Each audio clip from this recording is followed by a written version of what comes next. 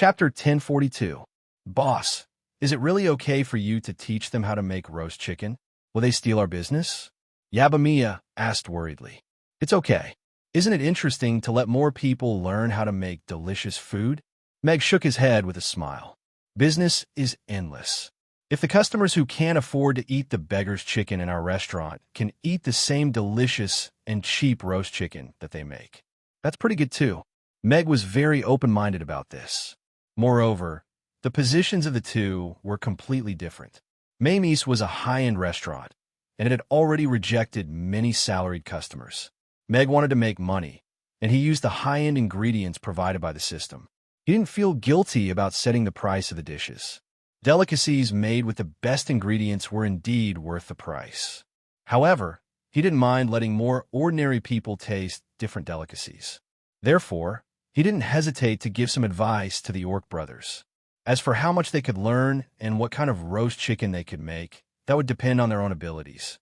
It was impossible for Meg to teach them how to make beggar's chicken step by step since they were open for business. After the girls finished eating the beggar's chicken, they went forward to help clean up the kitchen utensils. Only Gina carefully gathered the broken eggshells together and held them in her arms. She looked at Meg with a pleading expression and said, I want. Gina, do you still want to eat this mud casing? Meg looked at Gina. Last night, she carried a mud casing upstairs as supper. Now, she was carrying another mud casing and refusing to put it down. Those who didn't know better would think that he was abusing his employees. Or did she have pica? Yes. Gina nodded and then shook her head. She pointed to her mouth and waved her hand. Then, she pointed to the upper floor and made a gesture of keeping it. You want to keep it? Meg was even more confused. What kind of collecting hobby was this? Yes. Gina nodded with a bright smile on her face. Looking at Gina's pure and bright smile, Meg couldn't bring himself to reject her. He could only nod helplessly and say, keep it then. The effect of dominating the gourmet cuisine rankings was even more exaggerated that night. Even before it was time to open for business, the long line at the entrance of Amy's had already doubled 3 times in the plaza. There were at least 700 to 800 people. Today's roast chicken duel at noon caused Mamie's reputation to undergo a reversal. Some passers-by also spontaneously started to speak up for Mamie. Excluding those who are here to watch the show, the maximum number of guests tonight can only be 400. Mia, tell the guests who are queuing after 400 to disperse. They won't be able to eat even if they continue queuing. Meg looked at the long line outside and frowned. He didn't like such a lively scene. Most of the customers who came today were here for something new, but the old regulars had lost their seats. However, he couldn't say anything. The restaurant didn't have a reservation system. First come, first served was the rule. No matter how familiar the customers were, they still had to line up.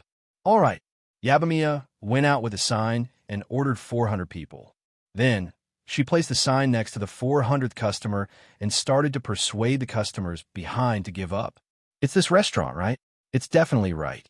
Otherwise, why would there be so many fools queuing up? Our king said that this boss is good at cooking. We should capture him and bring him back to cook for us every day. Hey, King's idea is pretty good. In the corner, 2 Minotaur demons looked at Mamie's and muttered softly. Their eyes flashed with excitement. However, there's so many people. How are we going to make a move? King asked us to keep a low profile and not make a big deal out of it. Are you stupid? There are so many people, of course we can't make a move. Let's just take a nap here. When we wake up, there will definitely be no one here. We can make a move then. Yeah, silly. You're so smart.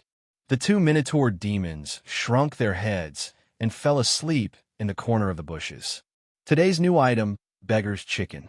Apart from the enlarged menu at the entrance of the restaurant, there was also a small notice hanging on it. The news of Meg's duel with the Orc brothers at noon had spread like wildfire. The scrumptiousness of the beggar's chicken was even described as something that could only be found in the heavens. It whetted everyone's appetite. Beggar's chicken? What kind of chicken is that? A chicken that melts when it cries? Interesting. I want one. Crassus sat down and flipped through the menu for a while before nodding. His appetite was getting better and better after eating at Mamie's. The meat that he had originally given up on had now become something that he often ordered. Originally, he was worried that he wouldn't be able to teach Amy for long. But now, he was confident that he could train Amy to become the strongest close combat magic caster on the Northern continent. Before that, he wouldn't die. "I want one too," Julian said in a hoarse voice as he looked at Crassus. "The beggar's chicken is super delicious, but it's a little too much. If the two of you can't finish it, your precious disciple can share some of the burden with you." Amy came forward and blinked her big eyes. She looked like a good disciple who was willing to share her master's burden. "Sure, then little Amy will help me eat half of it," Crassus said with a doting smile. "Master Crassus, you're the best," Amy said happily. "Another one for little Amy." Julian raised his finger coolly. Even ordering a beggar's chicken made him look like a grandmaster. "Wow, Master Julian, I love you." Amy's eyes were already lit up with little stars. "Give me 10 more for Amy's supper." Crassus looked at Julian and pursed his lips. "10? This is too blissful." Amy clasped her little hands together with a blissful face. "This is a beggar's chicken that costs 1,500 copper coins each. Is money a joke? What do you know? These two are the legendary great magicians, the Lord of Ice and the Lord of Fire. What's the big deal about buying 10 roast chickens? Is it more important than little boss happiness? I'm so envious. I also want to have such a master. My master only knows how to snatch my drumsticks to eat." The customers looked at this scene with envy. At the same time, they were worried that the two magicians would fight and order all the beggar's chicken for the day. If that happened, they would have nothing to eat. But no one dared to say anything. They were legendary great magicians. Would anyone dare to snatch the roast chicken from them? Meg, who was in the kitchen, looked at this scene and walked out helplessly. He looked at Amy and said, "Amy, you're full for tonight. You're not allowed to eat anymore." "All right." Amy shrugged with slight disappointment. She looked at Crassus and Julian, shook her head, and said, "Masters, please treat me next time." As night fell, the customers dispersed, and the lively Amy's also returned to its peaceful state. A gust of cold wind blew, and a Tauren sneezed. He raised his head and looked around in confusion. His eyes widened, and he kicked another Tauren's butt. "Idiot, get up quickly. It's time to act." Bookhouse Reading Website. Chapter 1043. When the two Taurens arrived in front of Amy's, it was already late at night, and there were no pedestrians on the streets. They didn't know how long they had slept. "Big idiot, the door is closed. How are we going to do it? Why don't we find a place to sleep and wait until the sun rises?" Two Idiot rubbed his eyes and yawned. "That's true." Big Idiot nodded, but quickly shook his head and said, "No, the king said that he would only give us 3 days. We have already spent a day on the way here. If we don't kidnap him out of the city today, we won't be able to make it back in time." "Then what do you think we should do?" "The door is already closed." Two Idiots said anxiously, "We're not here to eat. Who cares if the door is closed or not? We can just kick it open. It's so late at night, it's easier to kidnap him." Big Idiot patted Two Idiot's head and laughed. "That's true." Two Idiot nodded with a smile. He looked around and saw that there was no one around. He walked to the door and kicked it open. The door of the restaurant was just a wooden door. It didn't look very sturdy. He was a level 4 Tauren demon, so he could kick 10 of them away with one kick. Big Idiot watched from the side. The king sent the two of them to catch a human chef. It was a waste of talent. They couldn't even get a good night's sleep. When Two Idiot kicked the wooden door, it was as if he had kicked a piece of iron. The wooden door didn't budge, but his leg was a little numb from the impact. "This wooden door is made of iron?" Two Idiot was stunned and muttered. "Two Idiot, did you not eat? You can't even kick open this broken door." Big Idiot looked at Two Idiot, whose leg was still stuck to the door, and laughed. He reached out to push Two Idiot away. Detected level 4 attack. Analysis. The intruder's strength is too low. Threat level is 0. There is no need to inform the host. Activating automatic defense system. Activating reflect. 10 times the damage. A line of small words flashed through Meg's mind. A green light flashed on the wooden door. Two Idiot, who was about to retract his right leg, felt a terrifying force coming from his leg. It was as if he had been kicked, and his body turned into a parabola and smashed into the grass 30 meters away. Ouch! Two Dumb screamed. Big Dumb blinked his eyes. He still hadn't recovered from what had just happened. Two Dumb kicked the door and sent himself flying. Hearing Two Dumb scream, he quickly turned and ran towards Two Dumb. Two Dumb. Big Dumb dragged Two Dumb out of the bushes. Looking at his deformed right leg, he couldn't help but be shocked. Two Dumb, what are you doing? You son of a bitch. How did you end up like this? That door, it kicked me. Two Dumb covered her leg and said in pain, let me take a look for you. Big Dumb squatted down, and after a while, he successfully broke Two Dumb's broken leg. This should be better, right? Big Fool stood up, wiped the sweat on his forehead, and looked at the pale-faced Two Fool. Yes, the pain is clearer now. Two Dumb nodded. That's good. Big Fool heaved a sigh of relief. He picked up a large rock from the side and angrily walked towards Amy's. Son of a bitch, how dare you hurt my brother? See if I don't smash your broken door. Clang! The rock hit the door and made a dull thud. Then, that rock hit Big Dumb's head at an even faster speed and brought him back to Two Dumb's side. Big Dumb, are you all right? Two Dumb asked Two Dumb in a panic while lying down. I'm all right. Is my head still on my neck that you touched? Two Dumb asked dizzily. Your head is still there. It's just that pair of horns. Two Dumb looked at the remaining half of Big Dumb's horn on his head and gulped. Your horns are gone. What? My horns. Big Dumb's eyes widened as he saw the broken half of his horn beside him. His eyes rolled back, and he fainted immediately. Big Dumb, Big Dumb. Two Dumb crawled over and patted Big Dumb's face. He looked in the direction of the restaurant with a long face. This broken door has a spirit. I have to report this to the king. Roth Empire in the royal palace. In a magnificent palace, the king of the Roth Empire sat on the throne. Below him stood the first prince, Sean, and the second prince, Josh. There were only 3 people in the entire palace. The 3 most honorable people of the Roth Empire, the current ruler and the future ruler, were all standing here today. The king looked at the 2 of them and calmly asked, in 2 months, the 8 major races will be negotiating a new peace agreement. How do you think the Roth Empire should negotiate? Sean glanced at Josh and cupped his hands. I think that after 100 years of development, the Roth Empire's power has already far surpassed the other races and is only weaker than the giant dragons. We should not continue to sign this peace agreement. Instead, we should take this opportunity to expand the Roth Empire's territory to the entire Norland continent. The king's expression did not change, but his grip on the 2 round beads tightened slightly. I don't agree with royal brother. Josh took a step forward and said to the king, Royal father, although the Roth Empire's national power has been strong all these years and far surpasses the ordinary races, it's not fashionable to say that we have already dominated the Norland continent. Although the giant dragons are a pile of loose sand and are nothing to be afraid of, they will definitely not sit back and watch us dominate the Norland continent. Furthermore, in recent years, there have been many alliances between the various races. If the Roth Empire were to go to war with 2 races at the same time, it would be very difficult for us to win. I think it's too early to talk about unifying the Norland continent now. We should renew the peace talks this time, but we have to redraw the territories. Given the power of our Roth Empire, we should have more land.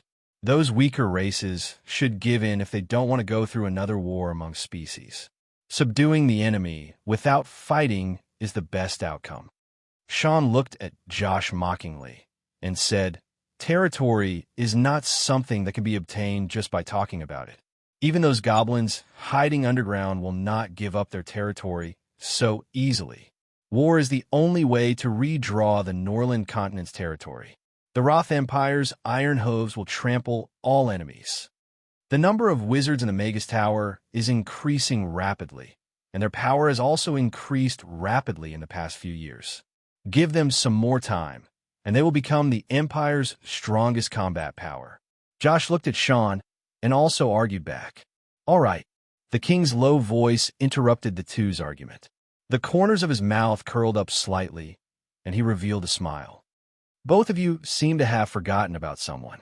Sean's and Josh's expressions changed slightly. Obviously, they had not forgotten. Tomorrow, I will announce to the world that as long as he returns to the Roth Empire, he will become the commander of the military. Please remember the domain name of this book, .com. The mobile version of this book, .com. Chapter 1044. Early in the morning, as soon as Meg opened his eyes, he saw Amy sitting at the head of the bed, looking at him worriedly. "What's wrong, Amy? Why did you wake up so early today?" Meg sat up and asked softly. "Last night, I dreamed that the kindest and most loving person in the world fell. And then? So, I wanted to ask you when I woke up, does it hurt?" Amy reached out her little hand and touched Meg's forehead, her little face full of worry. Meg felt his heart tremble. It was so early in the morning. Why was the little girl so sweet? It was so sweet that it reached his heart. "Father's fine. Although I fell, I jumped up before I hit the ground. You see, I'm fine everywhere." Meg smiled and raised his arm, full of happiness. "Father is fine. That's great." Amy's face also showed a smile. "Okay, then Father will get up and prepare something delicious for you." Meg patted the little girl's head, got out of bed, washed up, and went downstairs. Only then did he notice a video record in his mind. Meg opened the video record while drinking water. In the video, 2 Minotaur demons attacked the restaurant, but the restaurant's defense system bounced them back. Meg, who was drinking water, almost choked to death. 2 stupid thieves in the middle of the night? But system, your bouncing skill is quite interesting. Meg, who finally stopped coughing, praised the system in his mind. It was a pity that there was no internet in this world. Otherwise, this video would definitely go viral. Putting down the cup, Meg couldn't help but want to go out and see if the wooden door, which was kicked and thrown a stone yesterday, was broken. As soon as he opened the door, an envelope fell from the doorknob. "This is?" Meg picked up the envelope. On the grass-green envelope, there was a beautiful handwriting to Mr. Meg. "Who wrote this letter to me? I don't have any friends I need to send a letter to." Meg was a little puzzled. The handwriting looked like a woman's. "This shouldn't be a love letter, right?" Meg muttered as he prepared to open the envelope. Did someone write a love letter to Father? Amy, who had come downstairs at some point, came over and looked curiously at the envelope in Meg's hand. No, this is just an ordinary letter." Meg quickly shook his head. Although he was touched just now, it was undeniable that the little fellow still had the identity of a spy. Some words could not be passed to Irina's ears. Otherwise, it would be impossible to explain. "It's okay, Father. I won't tell big sister Irina. Just read the letter to me." Amy shook Meg's arm and begged. Okay. I'll read it." Meg's heart softened at Amy's shaking. He opened the envelope and read, "Mr. Meg, I love you." Meg only recited one sentence before he couldn't continue the rest of his sentence. This is really a fucking love letter." Shouldn't a professional love letter first express the pain of not being able to get what you want, then implicitly express your feelings of love, and finally end with the main topic? Who would go straight to the main topic at the beginning? This standard. Only a primary school student could write something like this, right? Meg's soul of ridicule had already started to become restless. But speaking of love letters, he remembered his young self. He had secretly fallen in love with a little girl with a ponytail sitting in front of him. After enduring the pain of lovesickness for 3 days, he couldn't help but write a love letter. He still remembered the specific content. It was roughly like this: "Oh, my Juliet." All right, Meg did not want to recall too much. In short, he was indeed a little surprised by this straightforward opening. "It's really a love letter. Who could have written it? Could it be that she wants to be my mother?" Amy looked curiously at the envelope in Meg's hand. Many people had already surfaced in her mind. Sister Gina doesn't know how to write. Then Sister Mia, Sister Elizabeth, Sister Barbara, Sister Phyllis, Sister Gloria, Teacher Luna, Sister Hill, and Sister Shirley. They all seemed to be interested in Father. Then who wrote this love letter? Sister Irina has so many love rivals. What should I do? Amy mumbled softly with a troubled expression on her little face. Amy, actually this might just be a prank. What era is it now? Who would write such an old-fashioned love letter? Ha ha ha. Meg laughed awkwardly, but politely. Although he was also curious about who wrote it, he felt a chill run down his spine when he heard Amy's mumbling. If this were to reach Irina's ears, who knew how many washboards he would have to kneel and break before he could cover it up. It's all right, Father. I will definitely help you find the person who wrote this love letter. Amy consoled him with a smile. I'm even more afraid when you're like this. Meg thought to himself. As usual, Phyllis was the first to arrive at the restaurant. As soon as Phyllis entered, Amy went up to her and asked with a smile, Sister Beansprout, do you like Father? Phyllis was stunned for a moment. When she realized what Amy was asking, she blushed immediately. She glanced at Meg, who was standing at the side with a look of despair, and quickly looked away. She pinched the corner of her shirt and said shyly, Boss is a very good person. I think everyone will like him. That means you like my father too? Amy blinked and muttered softly. I treat you like an older sister, but you want to be my mother. I'm not. Phyllis's face was as red as an apple. She was so embarrassed that she wanted to find a hole to hide in. Then did you write a love letter to Father? Amy continued to ask. Love letter? Phyllis was stunned for a moment, but this time she shook her head decisively. No. All right. I believe you. Amy nodded, a little disappointed. Someone wrote a love letter to Mr. Meg, who was trying to make a move on Mr. Meg. Phyllis entered the kitchen, feeling as if her heart was being hung up. Next to her were Mia, Elizabeth, and Barbara. Sister Mia, Sister Elizabeth, and Sister Barbara. Do you like Father? Amy asked the three of them. Yes, I like Boss a lot. Mia nodded seriously. Elizabeth glanced at Meg. He's a good person. Barbara also glanced at Meg. She coughed softly and said, I don't like men. Then did you write a love letter to him? Amy continued to ask. Chapter 1045. The three of them looked at Meg in shock. Meg shrugged, indicating that he did not know what was going on. Then, the three of them looked at each other again with a hint of scrutiny in their eyes. They did not feel anything when they interacted with each other every day, but after thinking about it carefully, they realized that Meg was indeed a very good man. He looked mature, steady, and handsome, and was much gentler than those hotheads. He was also very kind and dared to take responsibility for his actions. Moreover, he had an adorable little daughter. If they married him, they would not even have to think about having children. What could be more perfect?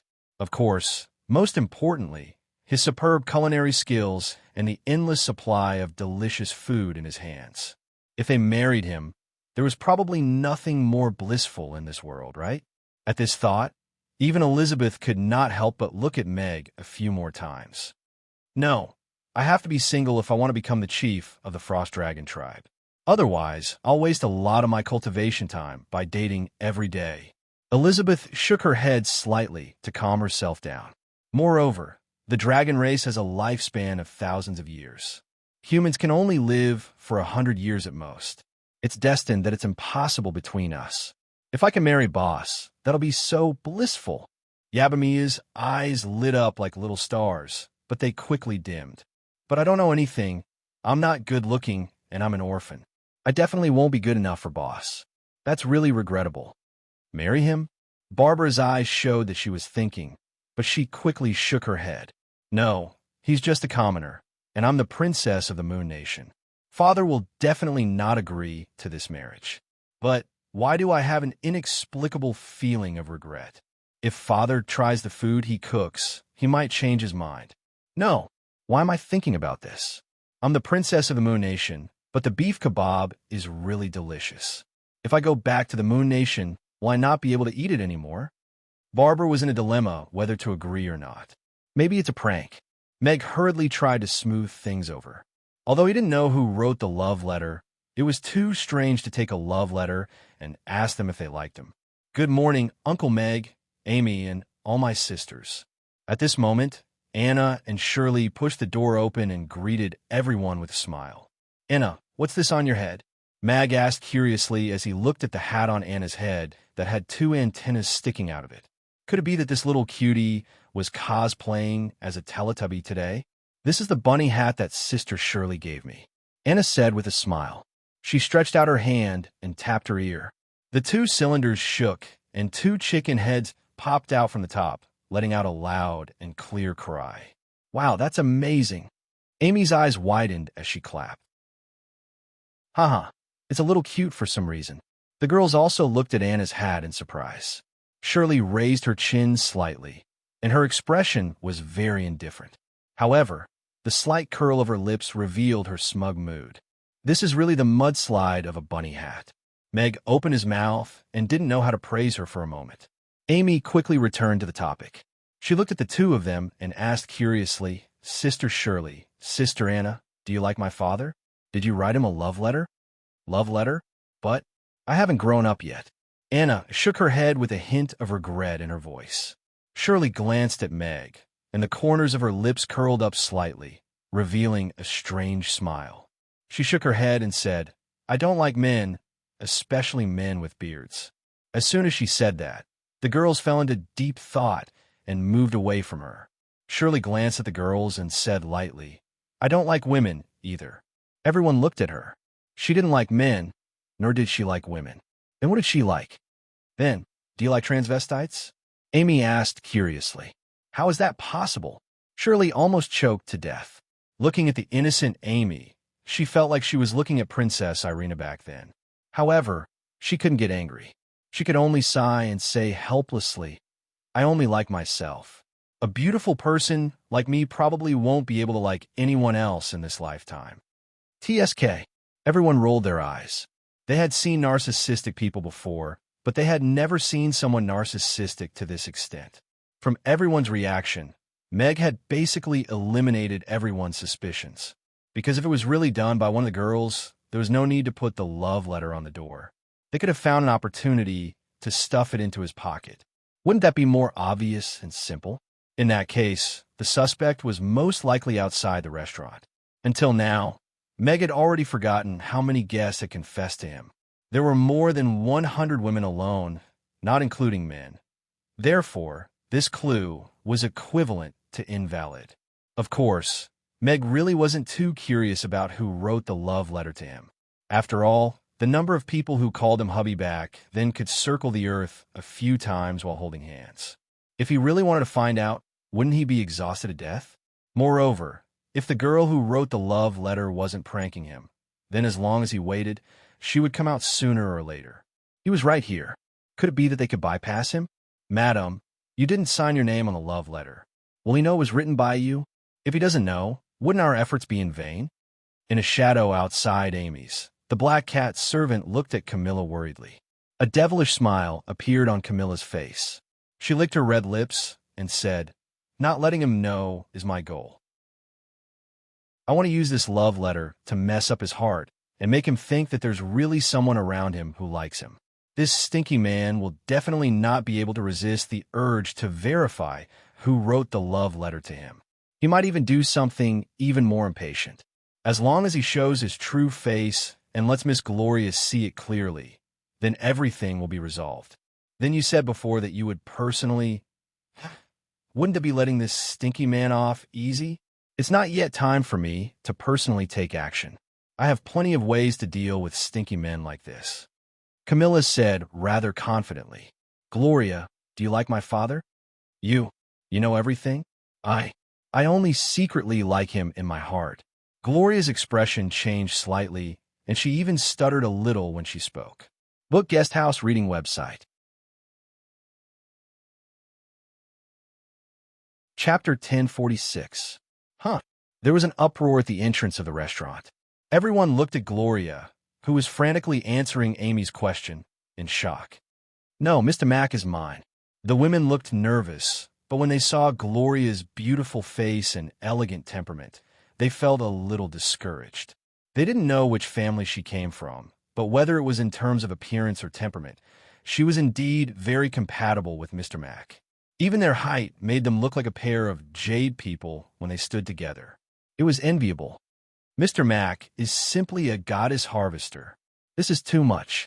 Yeah, there are already so many beautiful women in the restaurant, but Mr. Mac doesn't even let the customers off. He's a beast. The men, on the other hand, were furious. Do you like me? Meg was also a little surprised. He looked at Gloria, who was blushing and looking down, not daring to look at him. He felt a little strange. Gloria was indeed a very beautiful woman. She was comparable to Irina. She had a quiet and obedient temperament. She didn't have a sharp edge, but people couldn't ignore her. She had a delicate heart and made people feel very comfortable when they were around her. If it was in his previous life, Meg would have put her at the top of his list of interested people. However, he was no longer the playboy from before. He had Amy and a wife, Irina. This was a very strange bond. He and Irina had only met a few times, but they had gone through life and death together. That woman who had a clear and strong personality and would show her gentle side to Amy had left an indelible mark in his heart. He didn't know if he had fallen in love with her. He also couldn't be sure that she would be the one for him in the future. However, before he brought her back from the wind forest and gave her true freedom, he probably wouldn't consider dating another woman. This would make him feel like a scumbag. Although he had never thought of himself as a good man, he really wanted to be a good father, a father that Amy would be proud of. No, you can't do this. That's not how the script was written. Camilla's face turned pale as she clutched her chest in pain. This love letter seems to have given him an assist. The black cat's servant gulped, also a little stunned. If he agrees, then the two of them will walk into the wedding hall hand in hand. No, I can't let the plot continue like this. A black club appeared in Camilla's hand as she stared fiercely at Meg. Madam, don't be rash. This is Chaos City, and if you kill him in front of Miss Gloria, she will hate you for the rest of her life. The black cat hurriedly pulled Camilla back. Am I supposed to just watch the two of them be together? Camilla stomped her feet in anger.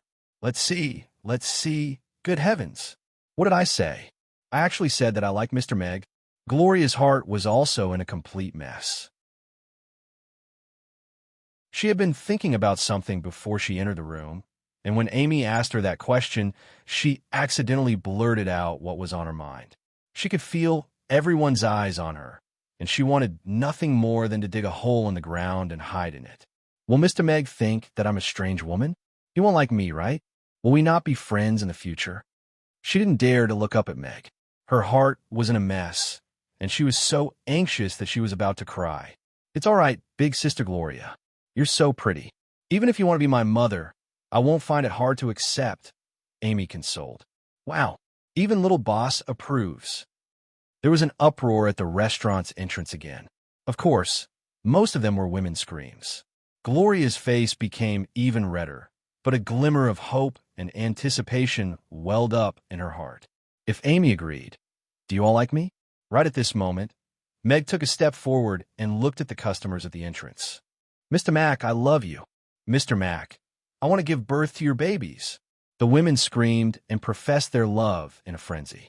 There were also some burly men, orcs, and demons among them. Looks like everyone really likes my food. I like all of you too. Meg smiled. He then turned to Gloria and said, Miss Gloria, do you still want to eat tofu pudding today? You always order a portion. It looks like you really do like it. Huh? Yeah. A hint of disappointment flashed through Gloria's eyes, but she hurriedly nodded. A smile reappeared on her face, and she nodded at Meg. Yes, Mr. Meg's tofu pudding really is irresistible. Thank you for the compliment. Meg also nodded with a smile. That's good enough. Why do they have to make it so awkward?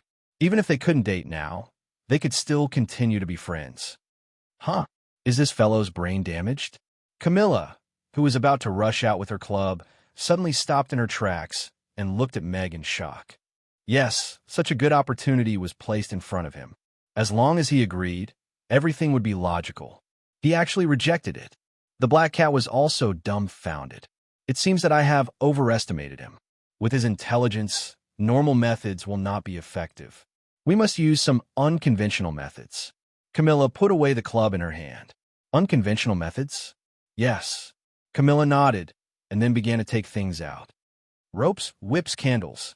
The black cat counted all the things Camilla took out at the side. On this day, an announcement from the Roth Empire was spread across the Norland continent. The announcement was very short, but the information in the announcement caused a huge uproar.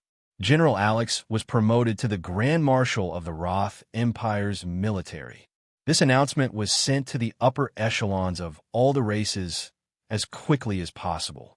At the same time, it also became the headlines of all the magazines and newspapers. Bullshit. Alex was almost killed by them back then. Now that he's back, how could he still work for them? Andre, that old dog, he's terrifyingly evil. The Dwarf King slammed the letter in his hand onto the ground and said angrily, Andre, that old dog is indeed scheming. Although we don't know if Alex will agree, the way he did it before the negotiation made it impossible to ignore Alex's existence. The Goblin High Priest looked at the letter in his hand with worry in his eyes. That old man, he's dreaming. Meg pursed his lips as he looked at the newspaper headline in his hand and threw the newspaper into the rubbish bin. Bookhouse reading website. Chapter 1047. Upon seeing this news, Meg's first reaction was indeed a little shock. The Grand Marshal of the military was the head of the Roth Empire's military. A person who controlled the Empire's military was only second to the king in the Roth Empire. His real power and prestige far exceeded the two princes. It was precisely because of this that the position of the Roth Empire's Grand Marshal had been vacant for many years. The military was directly controlled by the king, who directly commanded the 8 marshals. But now, the king had given such a powerful position to Alex.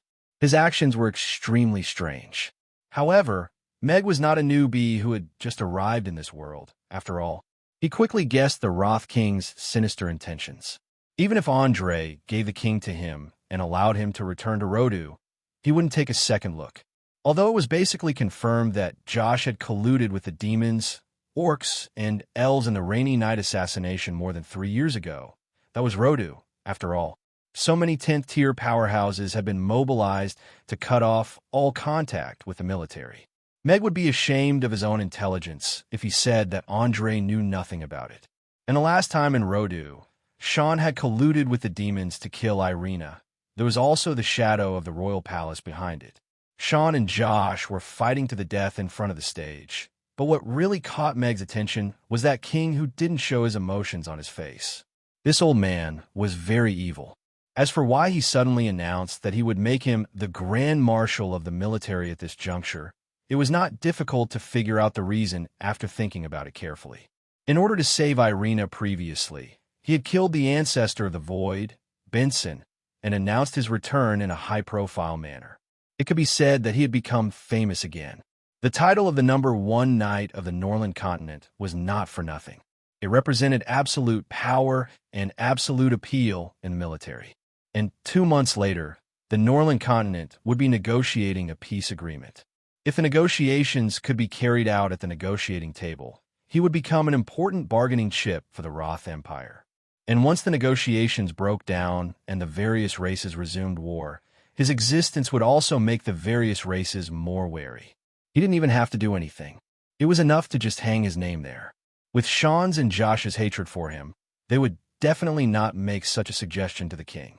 This gave Meg a deeper understanding of that old fox's cunning. Compared to his 2 impatient sons, Andre, who had been sitting quietly on the throne for decades, was more like a wolf that hid its fangs. That was a good plan. Given Alex's character, he would most likely agree to it because of his relationship with the Roth Empire. But he wasn't Alex. He was Meg. Whoever made him unhappy, he had to get back at them. Gina, Phyllis, Anna, I'm going out. Meg threw the newspaper into the trash can and said something to the kitchen before pushing his bicycle out. The lights were dim in a completely sealed meeting room within the City Lord mansion. 3 figures were seated in front of a round table. They were relatively far away, and their expressions were somewhat grave. It seems like King Andre doesn't intend to maintain the original peace agreement. Even if he doesn't start a war, he will most likely request for the current territory to be reset, Michael said with a grave expression. It's not just Andre. The demons, orcs, forest trolls, elves, and all the other races that had improved greatly in the past 100 years want to reset the territory. The demons were the ones who made the most noise back then. However, after Benson and 6 10th-tier powerhouses were killed by Alex and Irina, they lost a lot of power, so they restrained themselves a lot. The Grey Temple's lord, Roland, who was wearing a gray robe, shook his head slightly and spoke in a low voice. We had already expected this, but we didn't expect him to push Alex to the front. Initially, all the races were still guessing if Alex would return to the Roth Empire. After all, the royal family couldn't wash their hands clean of what happened back then. Novin said with a frown with a hint of worry. Michael also frowned. This will depend on Alex's attitude, whether he will return to the Roth Empire or not. Once he returns, the cracks in the Roth Empire's military that were caused by his mysterious death back then will be wiped away. The Roth Empire's military will be completely united and have a terrifying cohesion. This is not a good thing for the other races. Given Alex's character, he most likely won't say anything about this. Once he agrees, all the other races will have to include him in the Roth Empire's camp. In this way, the Roth Empire's power will surpass all the other races except the giant dragons. The peace agreement in 2 months' time will be led by them. To us, the situation will become very disadvantageous, Roland said. Yes, although Alex is just one person, he has become a person who can affect the balance of all the races in the current situation of the Northern continent. Novin's voice was filled with emotions. The goblins and dwarves have already formed an underground alliance with us. The two of them are currently the 2 weakest races on the Northern continent. If the peace agreement doesn't go smoothly this time, the 2 races will be forced to hand over their territories or even face the danger of being attacked. With the combined efforts of us and the 2 races, the steam locomotive tracks are being laid very quickly. However, we still don't know how many bargaining chips we can get in the negotiations, Michael said. Roland nodded and said in a low voice, Chaos City's position is to try our best to keep all parties on the negotiating table. Once the negotiations break down and we enter the stage of war, Chaos City will most likely become the first target. Novin smiled and said, Then, what we have to wait for now is Alex's response. I hope he won't disappoint us this time. The response that the entire Northern continent was waiting for came much faster than anyone expected. How? A loud cry spread throughout the Dragon Islands, attracting the attention of all the giant dragons on the various Dragon Islands. Who is this familiar voice? It's Alex's mount. Alex has appeared. Very soon, the Dragon Islands were in an uproar.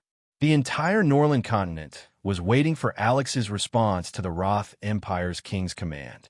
In the end, he appeared on the Dragon Islands. The purple-striped griffin glided over the Dragon Islands arrogantly and finally landed on the glass Dragon Island in the center. Alex, who was sitting on the griffin's back, held his sword with one hand and left 2 lines of words on the glass dragon pillar. I'm not going to be the Grand Marshal. I want this world to be peaceful. Alex, it wasn't until the purple figure disappeared into the horizon that the great elder of the glass dragon tribe ran out in exasperation. He pointed to the sky and cursed. Alex, you fucking carved words on our tribe's sacred object again. Don't run if you dare. Great elder, why didn't you stop him when he was still here? He's already far away now. Idiot. If he's not far away, do you dare to force him? I've always listened to my heart. Please remember the domain name of this book.com. Wonderful book house. Come.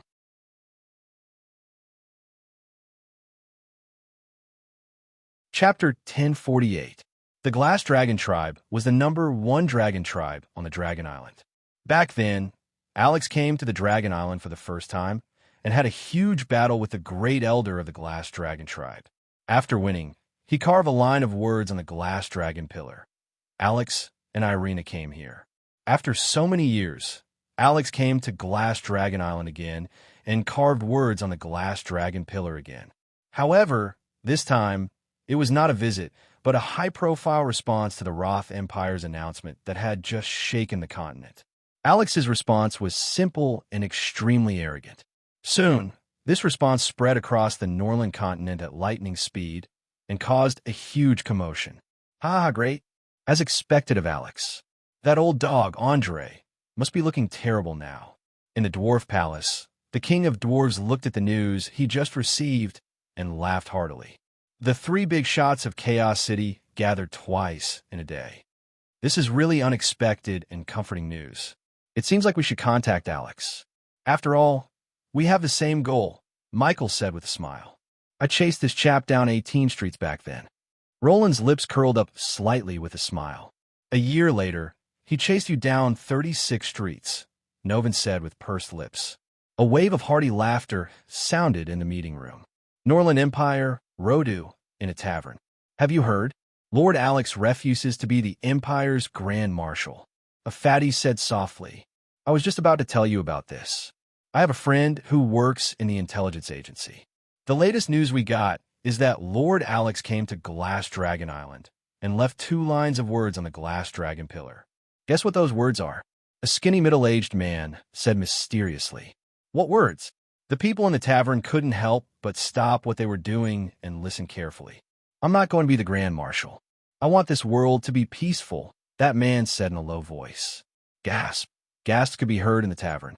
When they heard that Lord Alex had become the military's Grand Marshal this morning, almost the entire Roth Empire was excited. The god of war had returned to protect the Roth Empire again. How exciting was that? However, after only half a day, a piece of news spread back to Rodu, and it was like a resounding slap to everyone's face. The so-called promotion was just the king's wishful thinking. Alex personally responded and refused to be the Grand Marshal. Moreover, his words were extremely strong and did not give the king any face. Could it be that Master Alex is no longer protecting the Roth Empire? Someone sobbed softly with deep disappointment. Everyone present also couldn't hide their melancholy. Once upon a time, the invincible Alex was the pride of the Roth Empire. He was the reason why every human could walk with their heads held high in front of other species. But now, this confidence might no longer belong to them. Chill. Do you not want to live anymore? How dare you say such things here? The few newspapers in Rodu have all received notice. They are not allowed to report a single word about this matter. Otherwise, they will all be arrested and beheaded. A middle-aged man in a long robe at the side chided softly. I'm being nosy. I was just saying. Don't take it seriously. I still have something to do at home. I'll take my leave first. The middle-aged man's expression changed drastically. He found an excuse and fled. Everyone else's expression changed when they heard that. They settled the bill and got up to leave, afraid of getting into trouble. Similar things were happening all over Rodu. Although not everyone knew the details, the news of Alex refusing to be the Grand Marshal still spread quickly throughout Rodu and became a secret that everyone knew. In the palace's main hall, the 2 princes, 10 odd military officials, and the president of the Magus Tower, Richard, were all standing with grave expressions.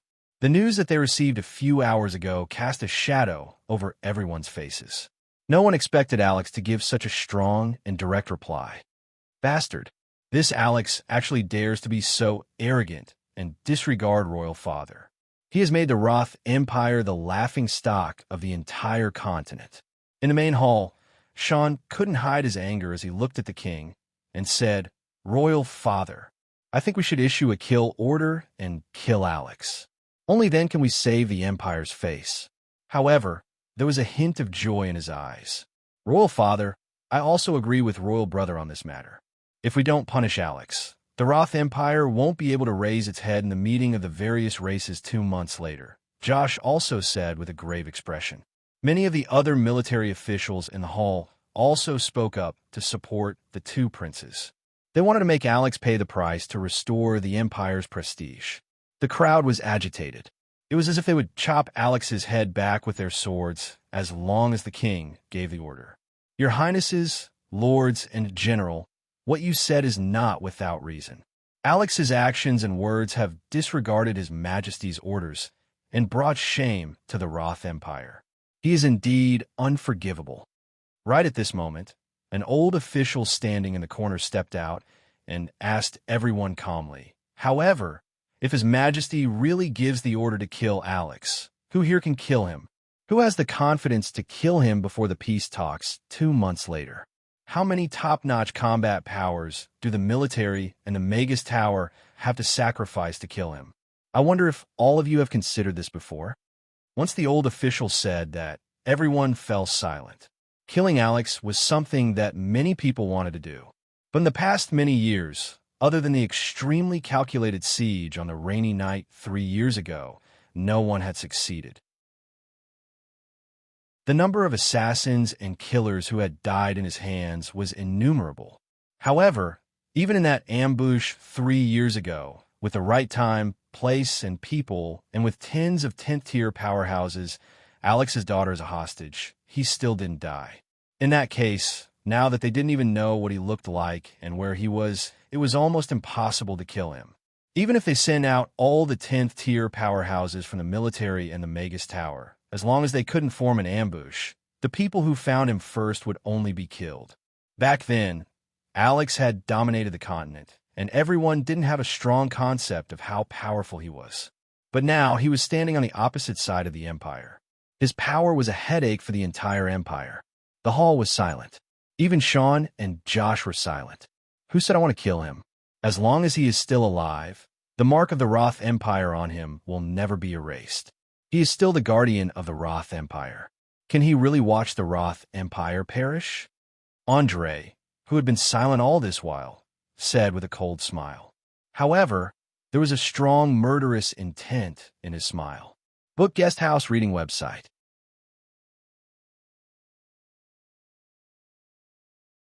Chapter 1049.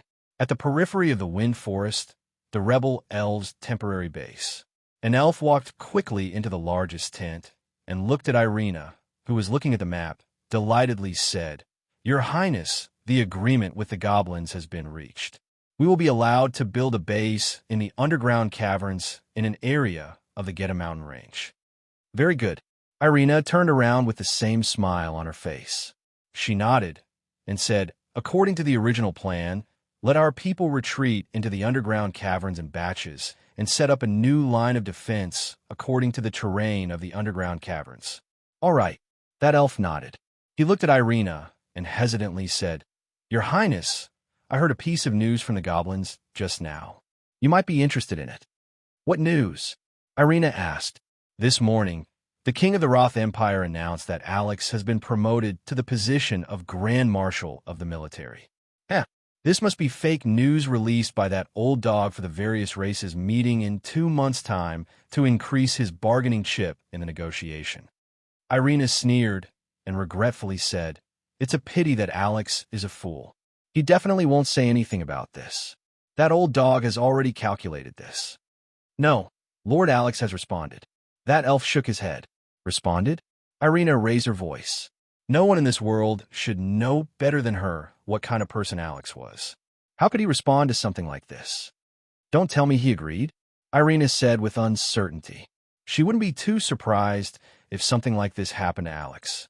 That elf shook his head with admiration and said, "No, Lord Alex rode the purple-striped griffin to Glass Dragon Island and then carved 2 lines on that glass dragon pillar. I'm not going to be the Grand Marshal. I want this world to be peaceful." Irina's mouth opened slightly. After the initial shock, she was even more surprised. She smiled and said, "Has this fellow finally been enlightened?" A smile appeared on the elf's face at the sight of Irina's long-lost smile. Everyone on the Norland continent knew about the relationship between Irina and Master Alex. For the sake of the elven slaves living at the bottom of society, she initiated this rebellion. She gave up her noble identity and status as an elf, gave up the opportunity and freedom to be with Lord Alex forever, and was even willing to lead them into the dark catacombs.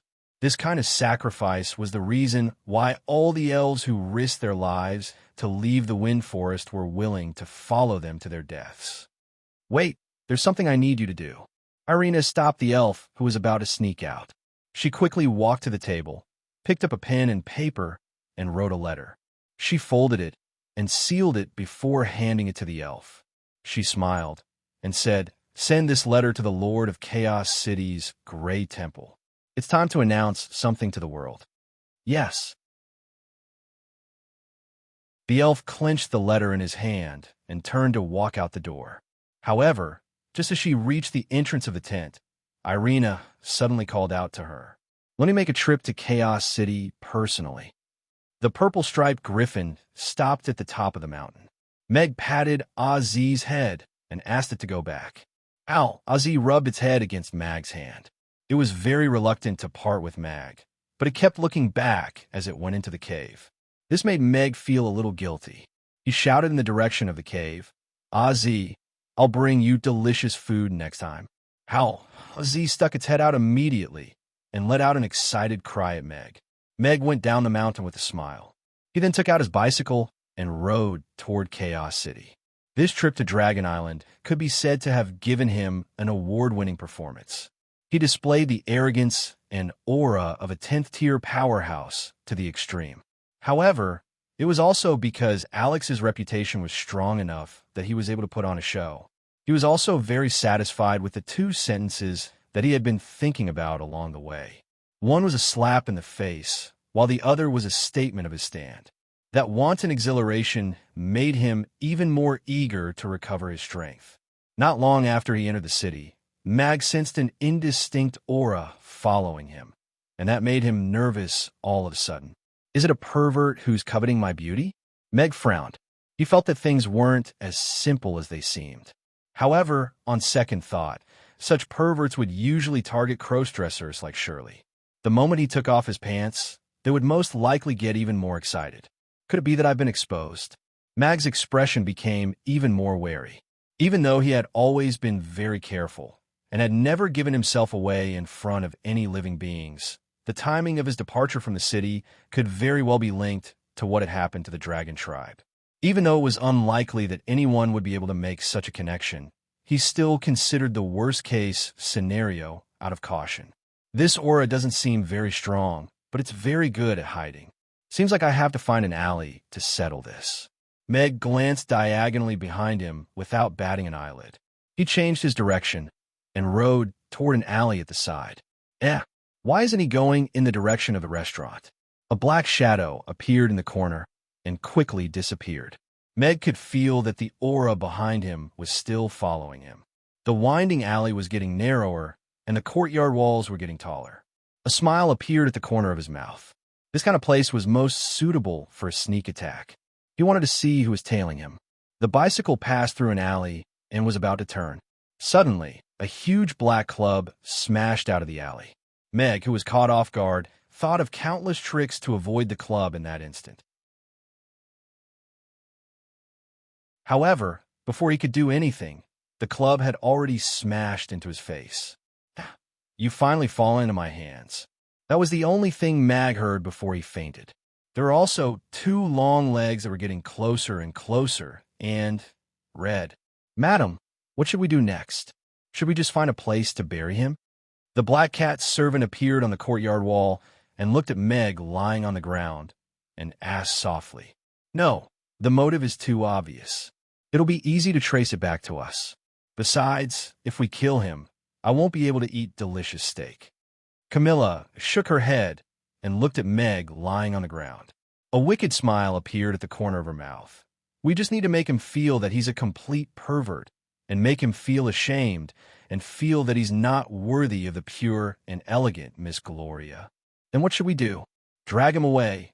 We'll find another place. It's not good to do this kind of thing outside. Camilla's smile became even more seductive, and she turned and left, swaying her sexy waist.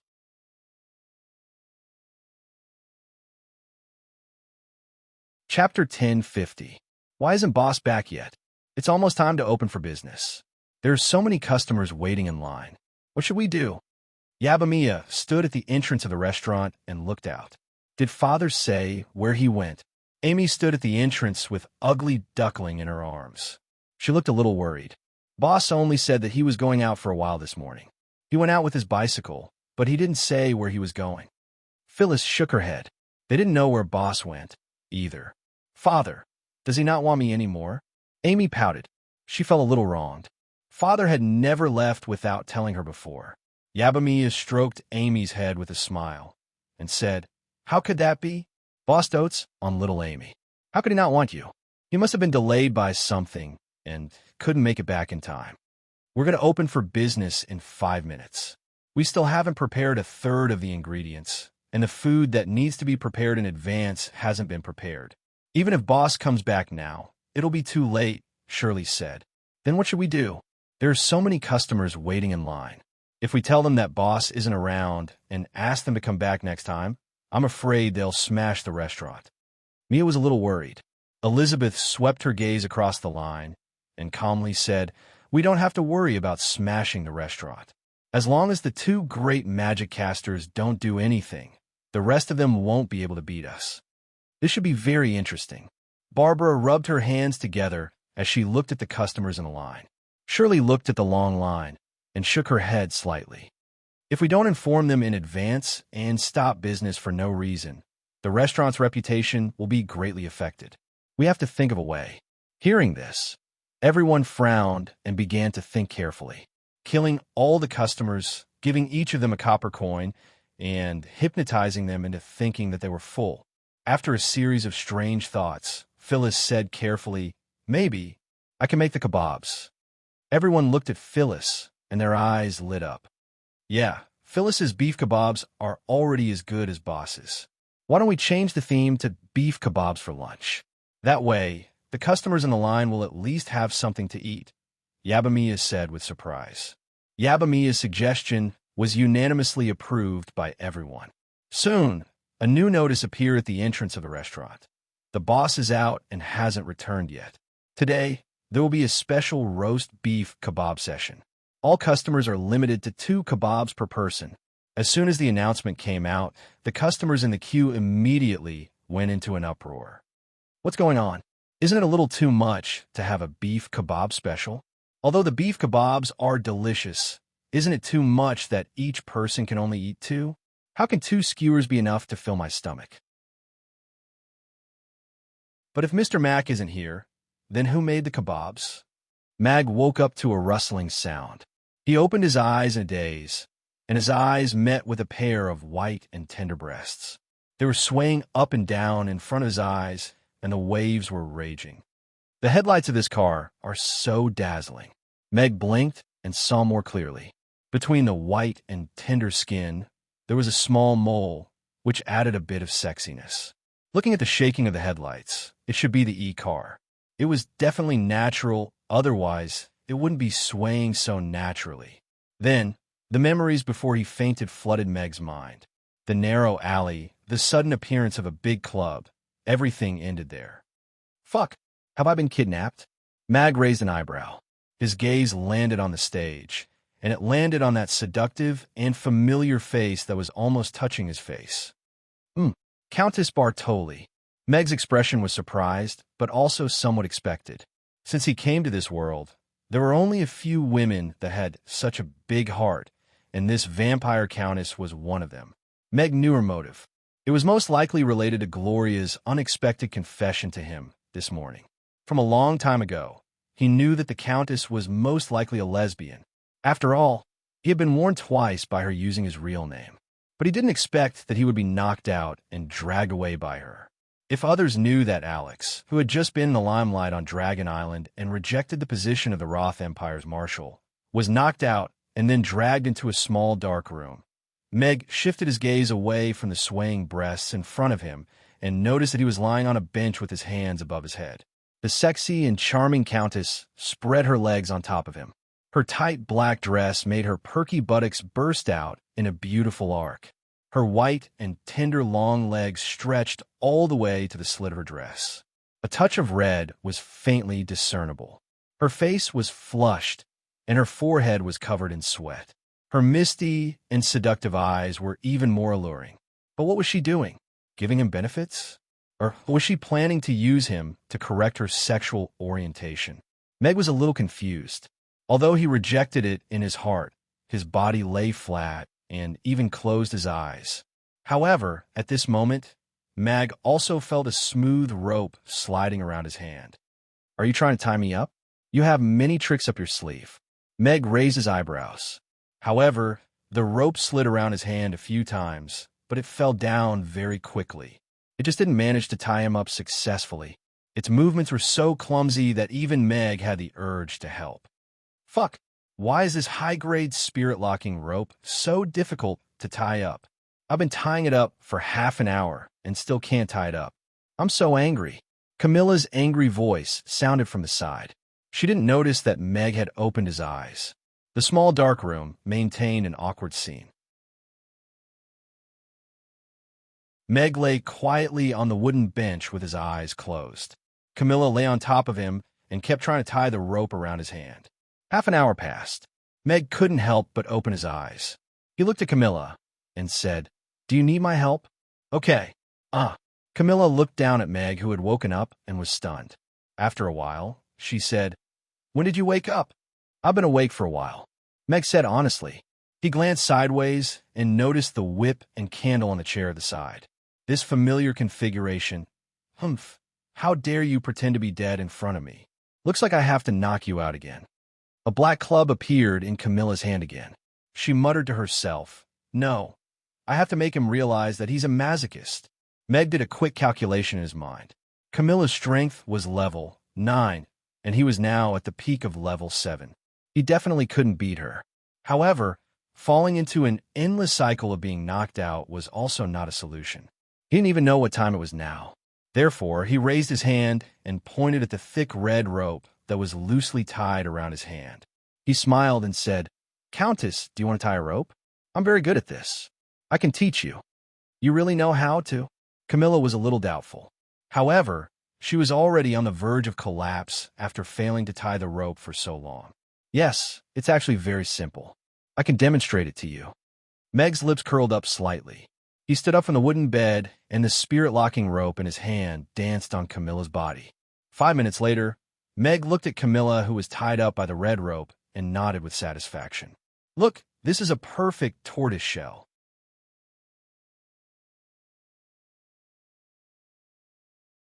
Chapter 10:51. I haven't been here for 3 years, and there's still no change. How disappointing. On the streets of Chaos City, Irina, who was wearing a white veil hat, was looking around with a smile on her face. "His restaurant seems to be called Mamie's, right? I have to ask someone for directions." Irina mumbled softly as she turned and walked into an alley. 5 minutes later, Irina was holding a chair in the corner of the alley. She looked at the weak and helpless forest troll curled up in the corner and calmly asked, "Tell me, what do you know?" "Mamie's is in Aiden Square.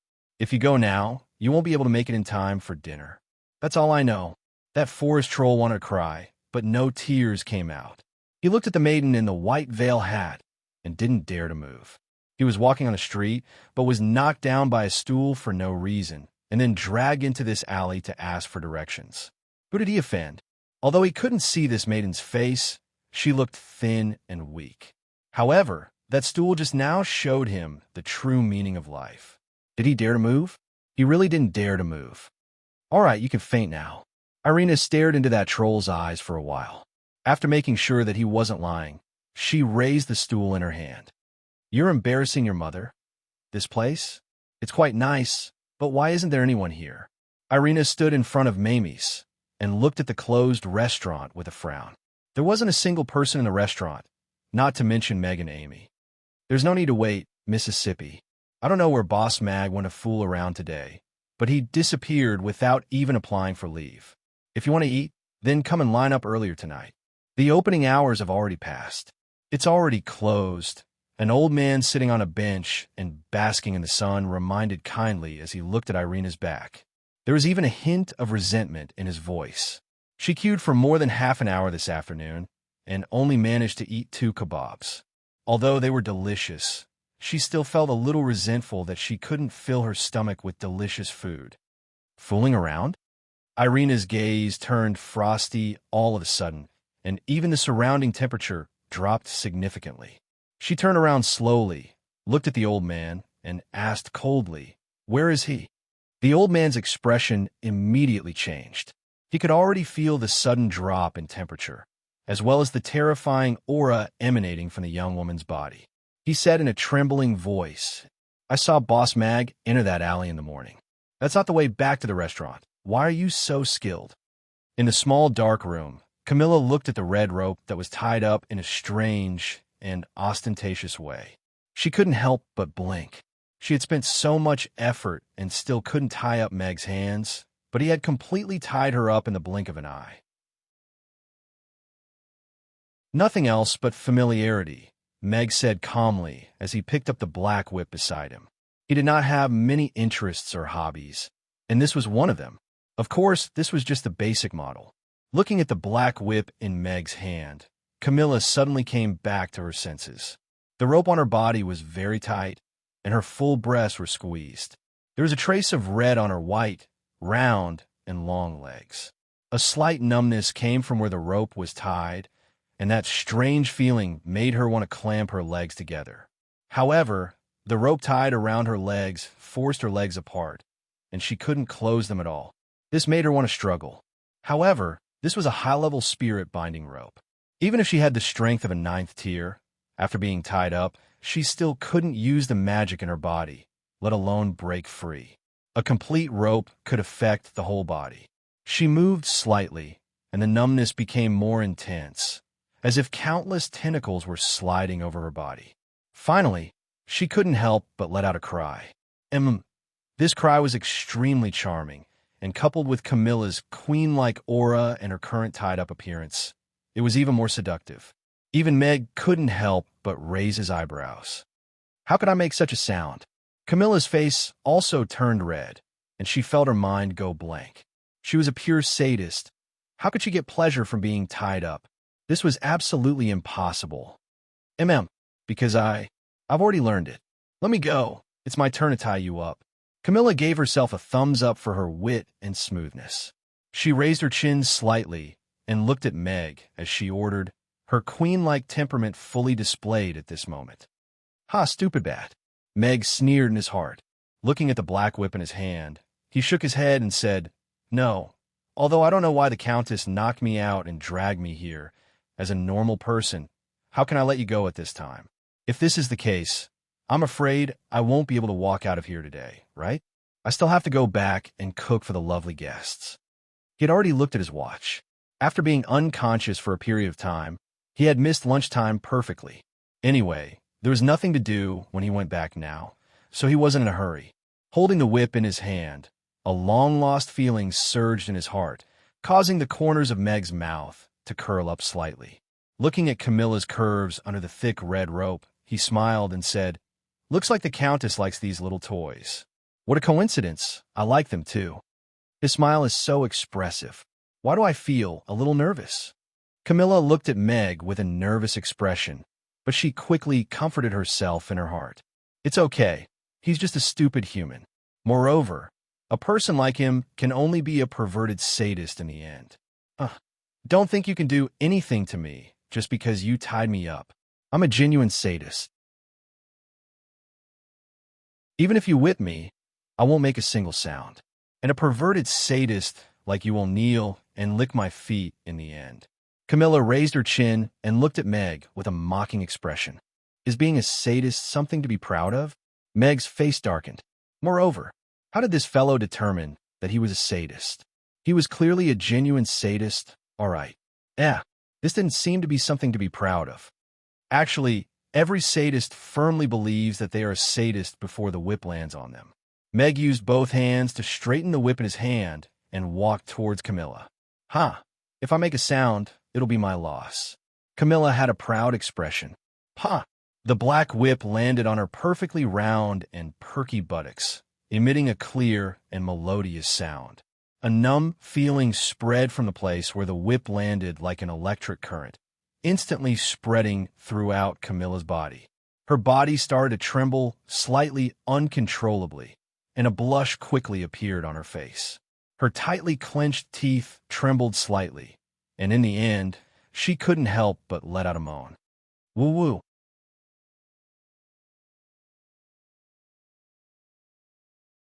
Chapter 1052. Camilla's mind was completely blank. That strange and shameful feeling was still being transmitted through her body, making her unable to stop. I actually screamed. So shameful. But this feeling, why does it feel so good? Camilla's face was so red that it looked like blood could drip out. Her slightly squinted eyes were like silk, and her chest was heaving up and down violently. Looking at the man standing in front of her holding the whip, Her emotions were in a mess. How is this possible? Why can't I control my body? And why do I like this feeling a little? Am I really a masochist? No, it can't be like this. Camilla's psychological defenses started to crumble, and her view of the world became unstable. Too heavy? Meg looked at Camilla's exaggerated reaction and was a little stunned. He wasn't a pervert. He just wanted to punish Camilla a little so that this countess wouldn't squat on him every day, beat him up, and drag him into a little dark room. After all, she was a level 9 vampire, and he was only at the peak of level 7. There was no way he could beat her. As for killing her, he had thought about it before. But she still had a black cat servant who was missing, so she probably knew about this. With Camilla's identity, it was obvious that she wouldn't die silently. Furthermore, the other party didn't show any killing intent toward him at all. What made him even more surprised was that she actually wanted him to understand that he was a masochist pervert so that he would feel inferior in front of Miss Gloria. This kind of strange trick was just a little stupid. Using a whip seems a little too perverted.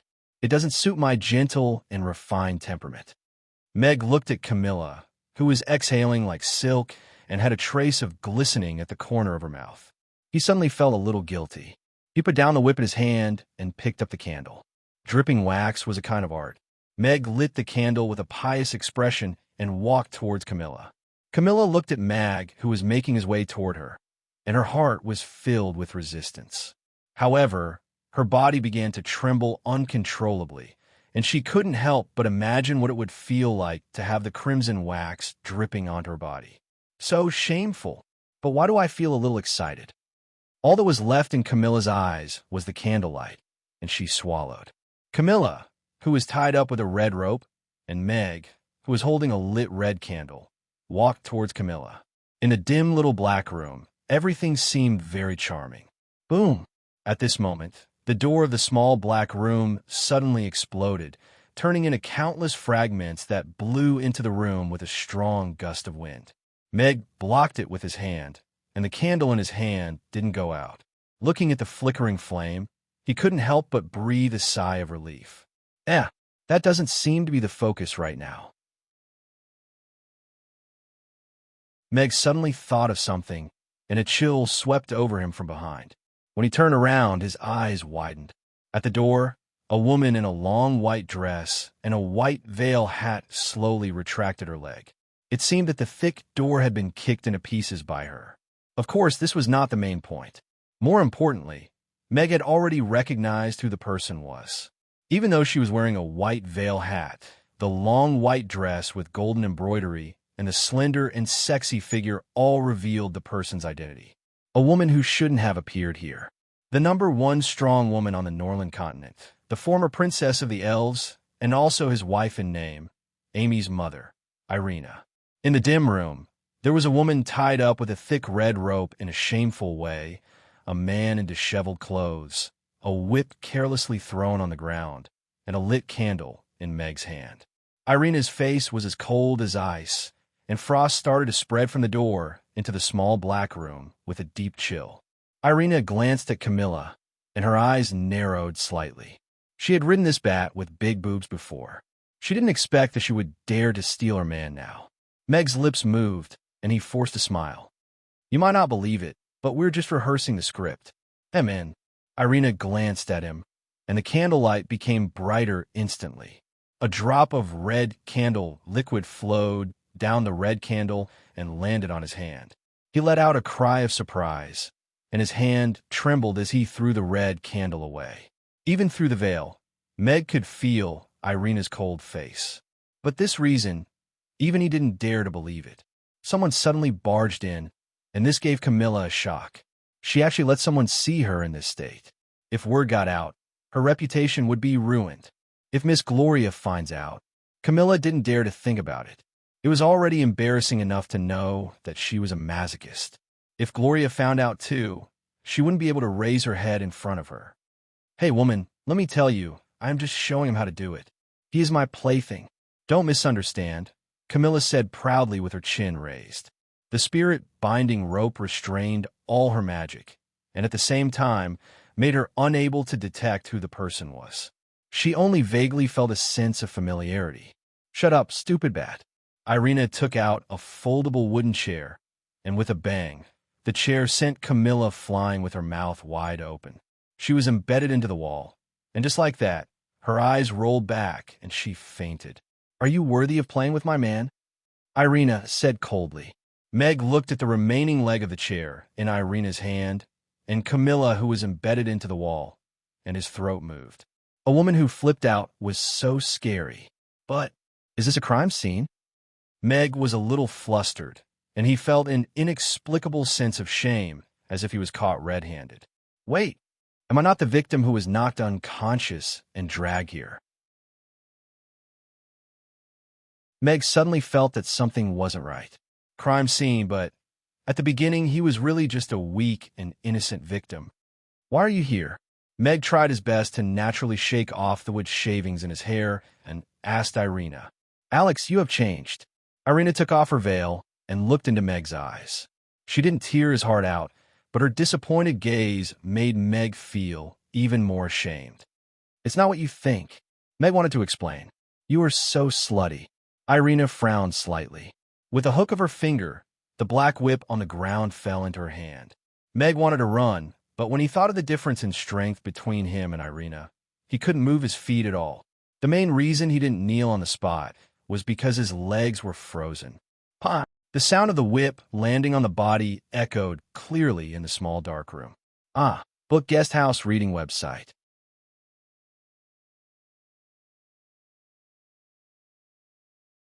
Chapter 1053.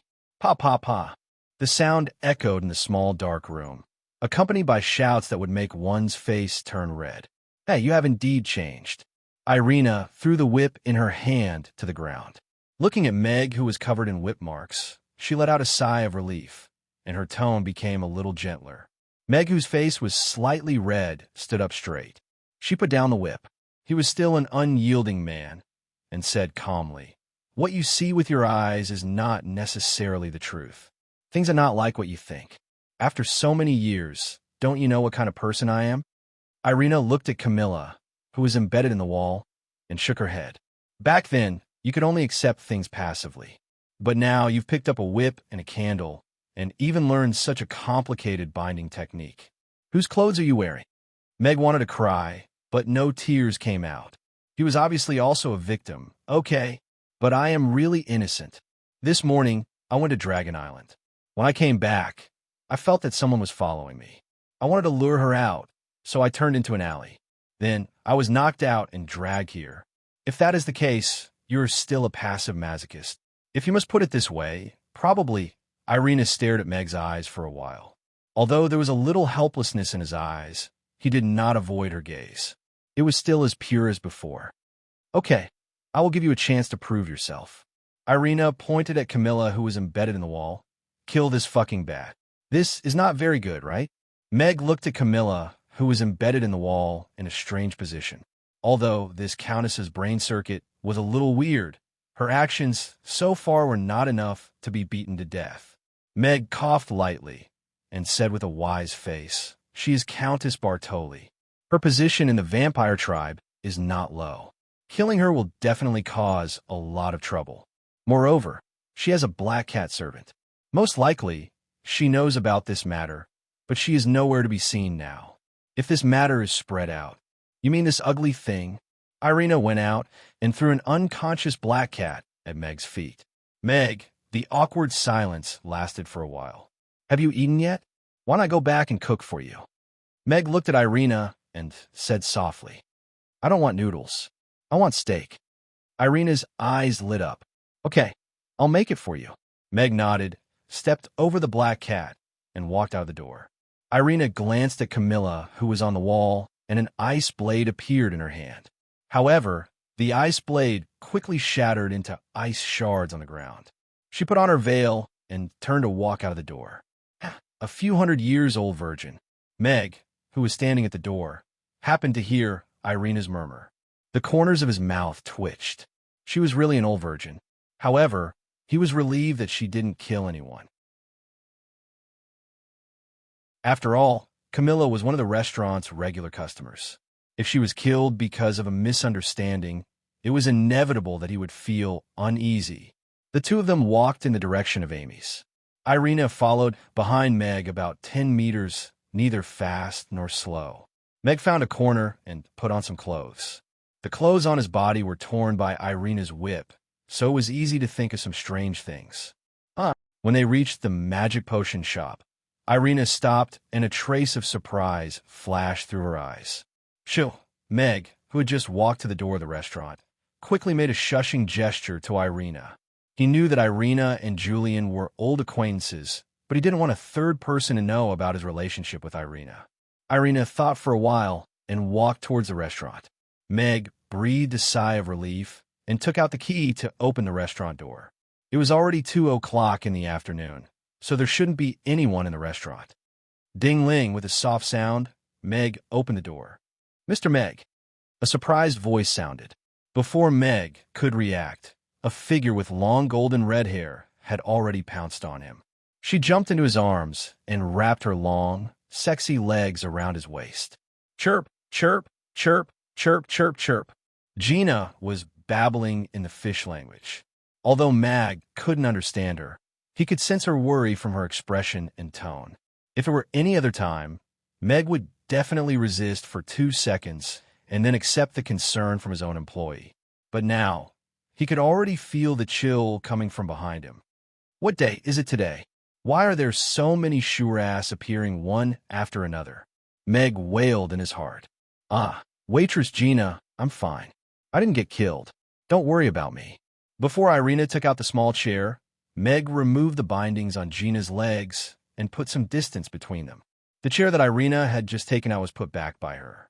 His scrutinizing gaze paused on her chest for a while before he narrowed his eyes. It was actually a little bigger than hers. His gaze moved downwards. Because her clothes were short, her flat, snow-white stomach was exposed. There was even a white pearl embedded in her belly button. It was quite alluring. Further down, under the short skirt, were her long, straight legs that were covered in black stockings. Just a waitress? Irina didn't believe him. Come in first. Meg entered quickly. Of course, it was better to settle family matters at home. Who is she? Only then did Gina notice Irina behind Meg. A hint of doubt appeared in her eyes, but she still gave her an innocent smile. She held the door open so that Irina could enter. Who is she? Why is she in the restaurant? Irina was also sizing up Gina. She didn't understand a single word that she said just now. It wasn't the common language of the continent, nor did it sound like the language of other species. Gina is a mermaid. She was sent to the restaurant by the teleportation portal. Because she can't leave the sea, Amy temporarily took her in as a waitress in the restaurant. She custom-made a big fish tank for her and is responsible for comforting the customers' children. Meg quickly introduced as soon as they entered. Because of the language barrier, she likes to use body language to express herself. That hug just now is a body language that she often uses to express her welcome and concern. Hello, I'm Gina. Gina smiled and extended her hand to Irina.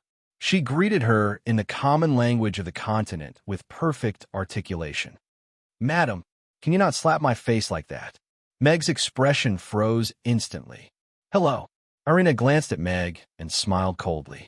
She also extended her hand to gently shake Gina's hand. Meg felt his throat dry up. He didn't know how to explain at that moment. Please remember the domain name of this book. .com. Wonderful Book House. Com.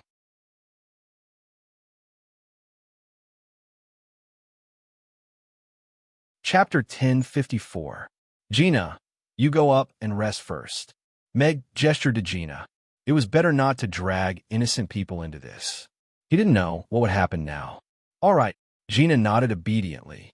Then she waved at Irina, who was wearing a veil, and smilingly said, Goodbye. It's good that Mr. Meg is fine. If something had happened to him, then Lantis would be hopeless. But who is this woman wearing a veil? She's so mysterious. Could she be Amy's mother?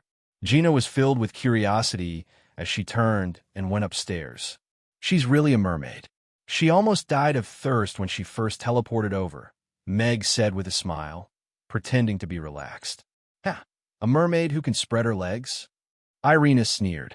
Meg suddenly felt a little guilty and carefully said, "She evolved. After eating the beggar's chicken that I made, she learned to breathe on land. She can also maintain her human form for a longer period of time." "Where's Amy?" Irina didn't answer Meg's question and asked instead. Her expression became much gentler at the mention of Amy. "Amy went to school at Chaos School. She's learning magic from Magic Master Crassus," Meg quickly replied. His heart tightened. He didn't know what the little fellow had written down in her little notebook. If Irina knew about it, it wouldn't be as simple as kneeling on the washboard today. Irina nodded slightly. She already knew that Amy was learning magic from Crassus. She asked, "What about Phyllis? Where did you settle her down?" "Phyllis is a service staff member in the restaurant. She's in charge of handling the ingredients and learning how to cook for me. She also takes care of Amy occasionally." "You've already told her your identity? If you keep her by your side, won't it be easy for others to discover your identity?" "She doesn't know who I am. Furthermore, her identity has already been cleared. No one should suspect me." Meg shook his head. He was rather confident about this. He looked at Irina and said, "However, has the elven issue been settled? Why are you here?" Irina sat down on a chair and calmly said, "I have started a revolution in the elven race. All the elves who betrayed the Wind Forest and joined us will become night elves. They will work hard to overthrow the rule of the Wind Forest, abolish the family system, and build a new elven paradise." Overthrow the rule of the Wind Forest? Meg was shocked when he heard Irina's casual words. Irina said it lightly, but the difficulty and danger involved made one's scalp go numb just thinking about it. It was often difficult to succeed in challenging a deeply rooted system without drastic social change as a foundation. "I'm hungry." Irina raised her head and looked at Meg, pouting slightly. He didn't complain, nor did he ask too many questions. Meg felt his heart soften when he saw this woman who always maintained the posture of a powerhouse in front of others, acting like a spoiled little girl in front of him. "I'll go make black pepper steak for you. Take a look at the menu and see if there's anything else you want to eat. I'll make it for you." Meg turned and walked into the kitchen. "Oh," Irina responded and flipped through the menu. Meg poured a glass of water and looked at Irina, who had just closed the menu. "What else do you want to eat?" Irina took the glass of water and took a sip. She smiled and said, "Only children make choices. I want everything." "Everything?" Meg raised his eyebrows and looked at Irina, who couldn't hide the tiredness in her eyes. He nodded and said, "Okay, I'll make everything for you." "Okay." Irina nodded. She put down the glass of water and looked around. She looked in the direction of the stairs and said, "You and Xiaomi live upstairs?" "Yes." Meg nodded. After thinking carefully, he shouldn't have any strange things to pack. He said, "If you want to know where Xiaomi lives, you can go upstairs and take a look. I quite like this place. From today onwards, I'm the lady boss. Of course, I want to see where I'm going to live." Irina stood up and walked up the stairs. "Lady boss, huh? It seems like I'm lacking one." Meg's mouth revealed a trace of a smile and turned to walk into the kitchen. There was only one customer this afternoon, but it was also the most important one. Irina followed the stairs to the second floor. The floor was paved with soft wooden flooring. The door of the room at the top of the stairs was open. There were all kinds of strange things inside. However, from the size, they should be Xiaomi's toys. They almost occupied the entire room. There was even a swing by the window. He prepared quite a lot of toys for Meg. Irina nodded slightly. She was quite satisfied with this father of hers. As they walked further in, the sound of water ripples could be heard from a room with a half-closed door at the side. Irina looked in through the crack of the door. Her eyes revealed a trace of surprise. In the room, there was a huge crystal fish tank.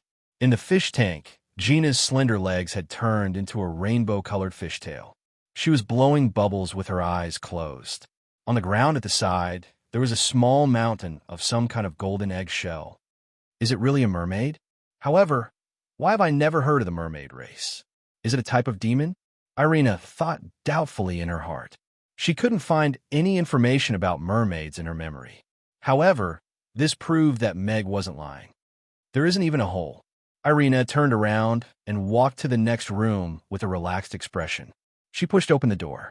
It was a very big room. There were two pairs of slippers at the door, one big and one small. One was a big bear head, and the other was a small bear head. There was a big bed in the middle of the room. The soft silk quilt made people feel warm. There was a small bed beside the big bed. There was a cute little bear pattern on the sheets. It looked like Amy's bed. Irina pushed open the wardrobe door. It was filled with all kinds of little skirts and clothes. There were only 3 sets of chef's clothes and 2 sets of black men's clothes in the corner of the wardrobe. That's more like it. Irina closed the wardrobe door and finally smiled. She opened her arms and lay back. Her whole body sank into the soft big bed. It's so comfortable.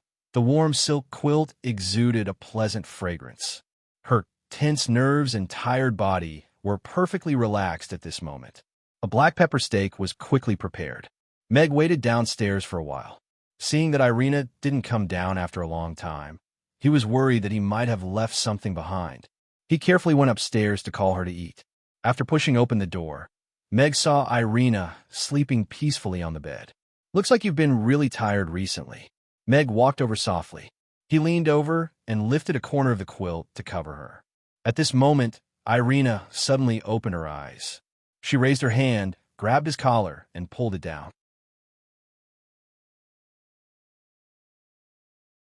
Chapter 1055. Meg, who was caught off guard, only felt his collar tighten as he was pulled down. That smooth and exquisite face was getting closer and closer. He could clearly see the corners of her lips curling up slightly. Her cherry red lips were full and moist. Her eyelashes were trembling slightly. There was no sun, moon, or stars in her azure blue eyes, only him.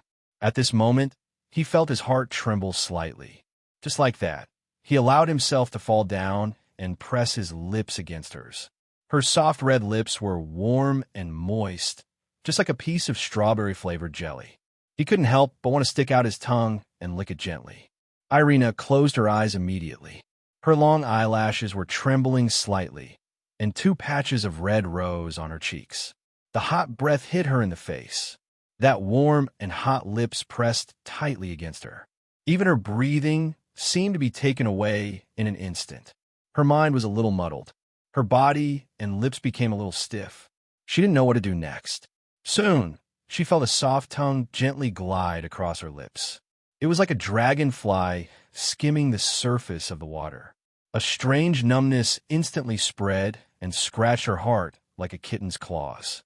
Then, when she wasn't paying attention, it slipped into her mouth and unscrupulously seized the breath that belonged to her. This moment of throbbing made everything around them quiet down. Only her uncontrollable moan could be heard. In the battle of tongues, one side was unstoppable, and the other side was utterly defeated. Sucking, lingering, everything was wonderful beyond words. Her slender arms wrapped around his waist tightly.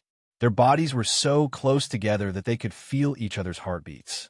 After what seemed like a century, Meg slowly opened his eyes. His hand were on the bed. He looked at Irina, whose face was red and whose chest was rising and falling slightly. Her eyes were tightly shut, and her eyelashes were trembling slightly. She was playful and cute. His gaze couldn't help but become gentle. At this moment, he wanted to protect her forever. The throbbing of love was probably like this. The feeling of suffocation gradually dissipated.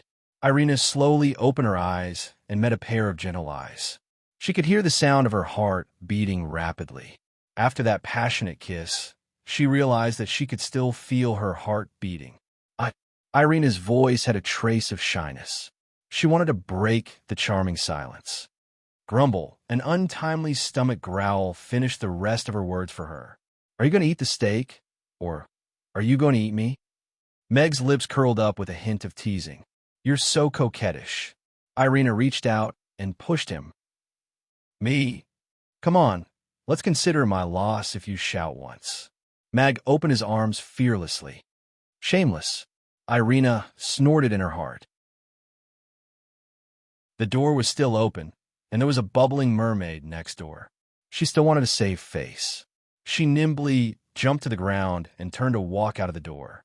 She pretended to be relaxed and said, "I'll let you off this time. I'm hungry. I want to eat something delicious." Meg also got up from the bed and followed Irina with a smile on his face. "Okay, I'll cook for you." Because of the short entanglement, the black pepper steak was a little cold, so Meg made another serving for Irina. He used a knife to cut open the steaming steak. The red meat juice and red wine flowed out. She put it into her mouth with a fork. After biting into the tender beef, the wonderful taste melted in her mouth.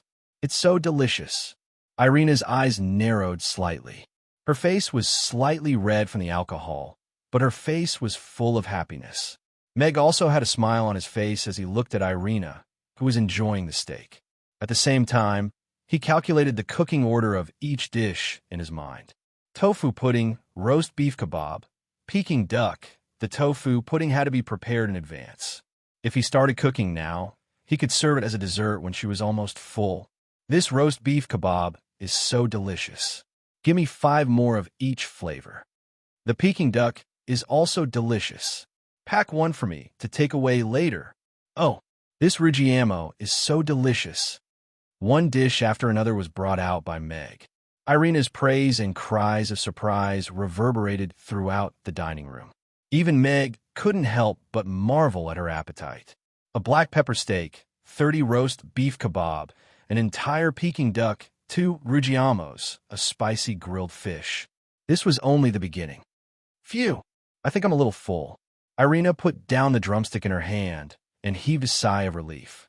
A satisfied smile appeared on her face. Ever since Phyllis left, she hadn't eaten any cooked food, especially when she was fighting against the aura of death with the Tree of Life. She had relied solely on the Tree of Life to provide her with life energy. The current situation of the night elves wasn't optimistic. Just the lack of food was enough to give them a headache. Furthermore, fruits were the most scarce in the forest, and many elves didn't have enough to eat. As the leader, she naturally gave all the food to her clansmen and had been drinking only due to allay her hunger for many days. Today, she had tasted the most delicious food in the world, and she had eaten until she was full. This feeling was simply too blissful. A warm and comfortable room, endless delicious food, and Irina looked at Meg's side profile and those sexy lips in the kitchen, and a faint blush appeared on her face as she thought back to that kiss. "And I can be with little Amy. This is a place that I don't want to leave." Lastly, there's a bowl of tofu pudding. "Sweet or savory? Which one do you want?" Meg said with a smile as he brought out 2 bowls of tofu pudding and gently placed them in front of Irina. The fragrance of the tofu pudding wafted over. It was fresh and pleasant, and it relieved the greasy feeling from eating an entire beggar's chicken. Irina looked at the 2 bowls of tofu pudding. The one on the left was drizzled with golden red syrup and looked sweet and alluring.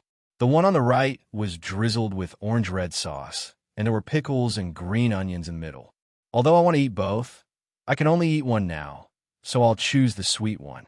Irina moved the sweet tofu pudding in front of her and used a spoon to dig into the tofu pudding that was covered by the golden red syrup. The cut was as white as jade, and it was quickly covered by the sticky syrup.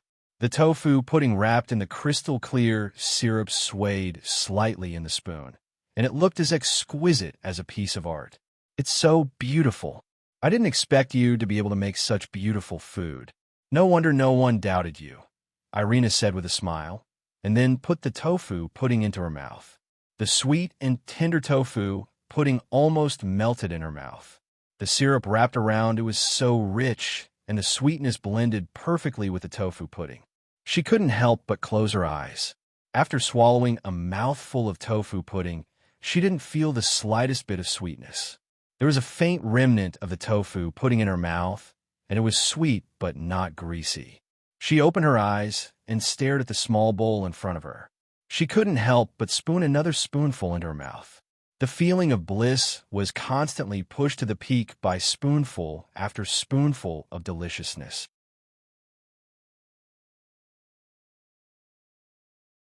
Chapter 1056. Irina put down her spoon and looked at Meg with a serious expression as she said, "When the war is over, I'll come back to be the owner of the restaurant. I feel like it's much more fun to be able to eat all kinds of delicious food every day than to travel the continent. All right, I'll come and pick you up when the time comes. Meg nodded with a smile before pushing the savory tofu pudding forward as he said, Actually, you could try the savory tofu pudding, no need. The sweet tofu pudding is clearly the best. Irina immediately turned him down before walking toward the door as she said, I have to make a trip to the Gray Temple. I'll come back tonight to visit Amy before I leave. Mag opened his mouth, but only said one word in the end. All right. After Irina disappeared from the restaurant, Meg looked around at the empty restaurant with a hint of loneliness in his heart. Right at this moment, someone knocked on the door. Meg walked over to open the door, and Yabamiya, Elizabeth, and Firis' eyes all lit up at the sight of Meg. Boss, you're back. Yabamiya was elated. Elizabeth and Firis also heaved a sigh of relief. We've searched the entire Chaos City for you, and we thought something had happened to you. Why didn't you say anything before disappearing? Yabamiya's concern was tinged with a hint of resentment, as if she were lecturing a runaway child. Meg could sense everyone's concern, and a warm feeling welled up in his heart. An apologetic smile appeared on his face as he said, I went out to do something today, and I thought I'd be done before noon. I didn't think I'd be so late, so I didn't inform you in advance. I'm glad you're all right. A smile quickly appeared on Yabamiya's face as she pointed at Firis and said, You know, when you weren't here this afternoon, the customers lined up early, and it was Firis's roast beef kebabs that saved the day. They were all full of praise for her. It seems that Phyllis's roast beef kebabs can already stand on their own. This is really good news. Mag looked at Firis with a hint of approval in his eyes. This little maid of Irina's was indeed astonishingly talented in cooking. Mr. Meg praised me. Phyllis blushed and stuttered. I only learned a little bit of the boss's skills. Why are there so many plates?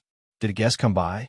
Yabamiya was a little surprised to see the stacked plates on the table when she entered.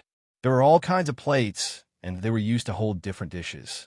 The plates on the table were very complete, and almost all the dishes on the menu had been served. Oh, I just came back and felt hungry, so I made some food for myself.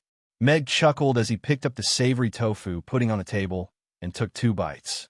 Come to think of it, he was indeed a little hungry. But there's so much food. Yabamiya was still a little perplexed. Meg carried the tofu pudding into the kitchen as he said to Phyllis, Phyllis, we have to start preparing the ingredients.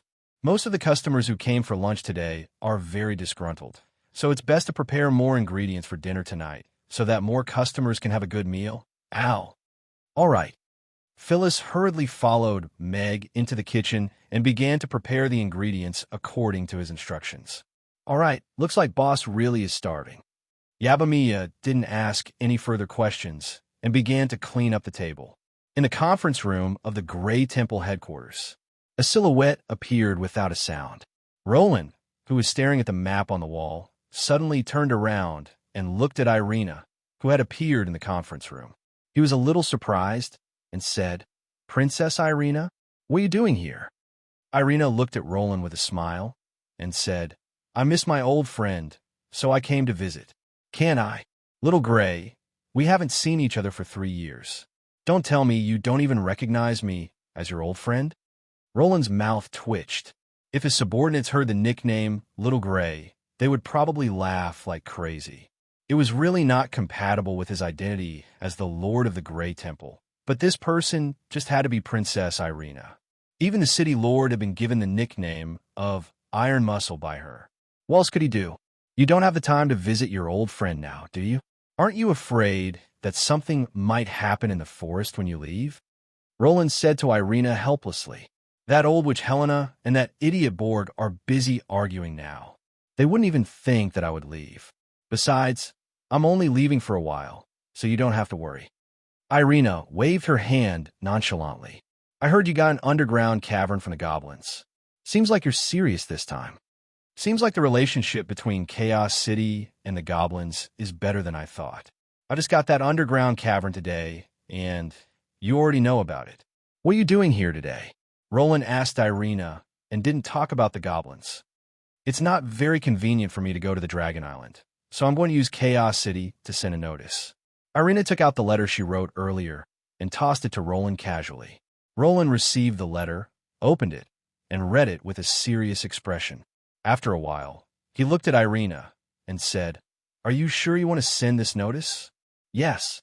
Do you know that if this notice is sent out, both Helena and Boar will definitely point their spears at you?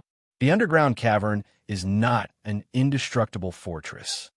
I want the world to hear our voice and let more elves know what we're doing. Resistance by force is expected. Planting the seed of freedom in more elves' hearts is our goal," Irina said with a smile. "As for the result, it's enough to work hard for it."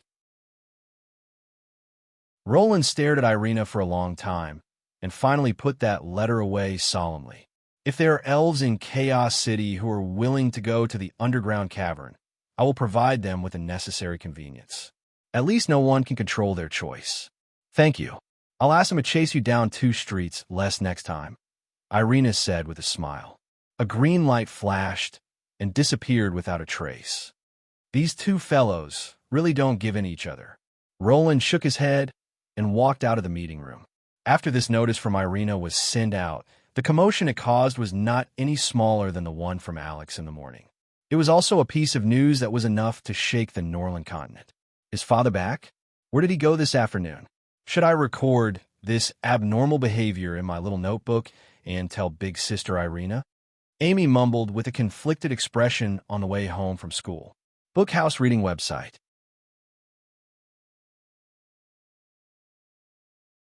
Chapter 1057. "Madam, are you all right?"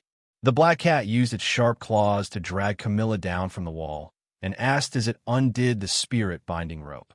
"Who is that woman? How dare she hit my pretty face with a chair? Ouch! It hurts." Camilla covered her face and complained. "I didn't see anything before I was knocked out," the black cat said with some lingering fear. Although it was not very powerful, its perception and speed were comparable to that of a 7th-level magical beast. However, it was knocked out before it could see anything. Although her face was covered, that woman gave me a familiar feeling, like I've seen her somewhere before. Who could she be? And what was the last thing she said? Camilla patted her head, but it was as if she had drunk too much. The only thing she could remember before she fainted was that woman in a white dress and a veil hat and a chair approaching her quickly. "Madam, could that woman be here to save Mr. Mac? Maybe he knows something," the black cat said carefully. "That guy." Camilla's gaze fell on the red spirit binding rope on the ground, and her mind immediately recalled the shameful binding and the whip on her body. Why did I have such a big reaction? I'm a noble. How could I have a reaction to a whip? And he's a man, a dirty man. Camilla's heart was in a mess. What happened today had completely overturned her usual style and understanding. The binding that was like a tortoise's shell, the cracking sound of the whip on her body, the bright red candle. All of this seemed to have opened the door to a new world. "Madam, are we going to look for him now?" the black cat asked carefully. "No." Camilla shook her head firmly. "I'm a little tired today. I'll settle the score with him tomorrow." The rope had been tied up for a long time, and now she only felt that her legs were sore and weak. She just wanted to go back and lie down. She did not know if that woman was still by Meg's side. It was not that she was afraid of her, but if she went to look for her in this state, she would most likely be knocked out by a chair. That would be too embarrassing. All right. The black cat heaved a sigh of relief. There was a long line at the entrance of Mamie's again. The popularity of the leaderboard dominating incident had decreased by quite a bit, but it was still a hot topic. However, compared to the initial one-sided questioning, after many passers-by tried Mamie's food, they immediately became Mamie's fans. They spontaneously defended and spoke up for Mamie's, causing Mamie's reputation to skyrocket. Moreover, after many customers tried the restaurants according to the rankings, they did find some delicacies hidden in the many restaurants. This caused the gourmet rankings, which was originally doubted by many, to rise in popularity. It began to become an important aid for many people to find delicacies. Mamie's high prices made many customers flinch. However, There were still many delicious and inexpensive delicacies on the list that were highly sought after by foodies. On the second floor of Sith Restaurant, the restaurant manager looked at the long line outside the restaurant. He looked a little excited at the skinny middle-aged man dressed in a chef's uniform beside him and said, "Boss, we haven't opened for business yet, but there are already customers lining up outside the restaurant. Moreover, they all specifically ordered freshwater seafood soup. Finally, more customers know about our restaurant. Your insistence on making the best freshwater seafood soup for so many years was not in vain. The river has frozen over these days, so it's not easy to fish for freshwater seafood. Tomorrow, we have to discuss with the fishermen. Even if the price is higher, we have to let them cut through the ice to fish. Otherwise, the customers will definitely be disappointed when they don't get to eat the freshwater seafood soup," the man said with a smile. "Boss, if you ask me, we can secretly buy some farmed freshwater seafood. Anyway, the taste won't be too different." The manager lowered his voice and said, "Cutting through the ice to fish, those fishermen will definitely demand an exorbitant price. If we don't raise the price of the freshwater seafood soup, I'm afraid we will suffer a loss. No, using freshly caught freshwater seafood is our tradition and also our signature. If we use farmed freshwater seafood, wouldn't we be smashing our own signature? We can't do this kind of thing." The boss shook his head decisively. His tone was firm, and there was no room for negotiation. The manager opened his mouth and did not mention this matter again. After a while, he said with some indignation, "In order to make this soup, we have been constantly improving and persisting for more than 10 years. Why does that Mamie's have to suppress us? I heard that the dish is not a soup at all. It's just some soup in it. Isn't it obvious that they deliberately raised it to first place? The fact that the freshwater seafood soup can be raised to second place on the rankings shows that the judging this time is quite fair. That Mamie's can dominate the 6 rankings. He must have his own unique points." The boss shook his head and appeared rather indifferent. "If he really has the ability, then so be it. I just can't stand those fellows who rely on underhanded means to get to the top. We almost reached the top." The manager was still unconvinced. He looked at the boss and said, "Boss, let's go challenge Mamie's. Let's take back the first place on the soup rankings fair and square." This matter, the boss was a little hesitant. It would be a lie to say that he did not care at all. After so many years of adhering to this ancestral freshwater seafood soup and constantly researching and improving it, it finally received attention because of the gourmet cuisine rankings. Although there was only a difference of 1 place between second place and first place, it had a completely different meaning. "Father, where did you go this afternoon? Little Amy was so worried about you. Besides, I didn't have anything to eat at noon. Although it's late to eat Sister Bean Sprout's roast beef kebabs, I'm still so hungry." Amy threw herself into Meg's arms as soon as she entered the door. She asked softly with a somewhat scrutinizing gaze, "I want to do something, so I didn't make it back in time. I'll make something delicious for Amy tonight," Meg said with a smile. Okay. Hearing that there was something delicious to eat, Amy's eyes lit up and she nodded her little head. Meg took a look at the long line outside the restaurant and did not see any trace of Irina. However, it made sense. She had eaten so much in the afternoon, so she shouldn't be hungry now. After the busy evening business hours, Meg waved goodbye to the ladies at the door. He stood at the door and looked around, but did not see any trace of Irina. He couldn't help but feel a little disappointed. "Father, are you waiting for someone?" Amy asked Meg curiously as she hugged Ugly Duckling. "Yes, I'm waiting for someone. She should be here." Meg nodded, seeing that there was no one around. He turned around and prepared to go in and wait. Apart from Phyllis and Gina, there are many other women. An 8th-tier frost dragon, a 7th-tier elf, a 7th-tier spatial magic caster, a half-dragon, and a little elf are all obediently waiting on you. "Should I praise you?" A slightly jealous voice sounded from behind. Bookhouse reading website.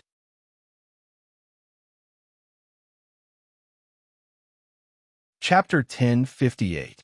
Meg froze. As a qualified boss, he really only recruited these employees for the sake of the restaurant's benefits and efficiency. Now that he thought about it, They were indeed worthy of praise. However, he only dared to think about that in his heart. There was no other restaurant with such a lineup of service staff in the entire Northern continent, let alone in Chaos City. It was indeed a little strange, and every single one of them was a beautiful young lady. Well, except for Shirley. But to be honest, it was very rare to find a young lady who was prettier than Shirley. As the boss of a restaurant, it wouldn't be right to say that he didn't have any problems recruiting such a batch of service staff. What should I do? I'm anxious. I'm waiting online. Meg's forehead started to sweat. Big sister Irina, why are you here? I miss you so much. Amy tossed Ugly Duckling aside before jumping into Irina's arms with elation. She struggled to pull her face out of Irina's soft bosom and looked at her with surprise and elation in her eyes. Irina hugged Amy, and her gaze became gentle. She smiled and said, "Of course I'm here to see Amy. I haven't seen you for 2 months, and you've grown a little taller. Oh, and you become prettier too. You're like me in this aspect." "Really? Then, will Amy be as pretty as big sister Irina when she grows up?" Amy asked in surprise. "No, there will only be one as pretty as me." Irina shook her head. "Huh?" Me widened her eyes and felt that her young heart had been hurt. Meg also raised his eyebrows. He didn't expect her to be so mean to Amy. Irina also felt Amy's hurt. She thought for a while and comforted her with a smile. "It's all right. Although you're not as pretty as me, you'll still be prettier than the others." That's good. Then when I grow up, big sister Irina will be old. I'll still be the prettiest." Amy smiled again. Irina stared. She didn't expect the little fellow to hold onto the sharp blade of age and stab her in the back. She is indeed his biological daughter. Looking at the two who were hurting each other, Meg's lips curled into a smile, giving off a different kind of warmth.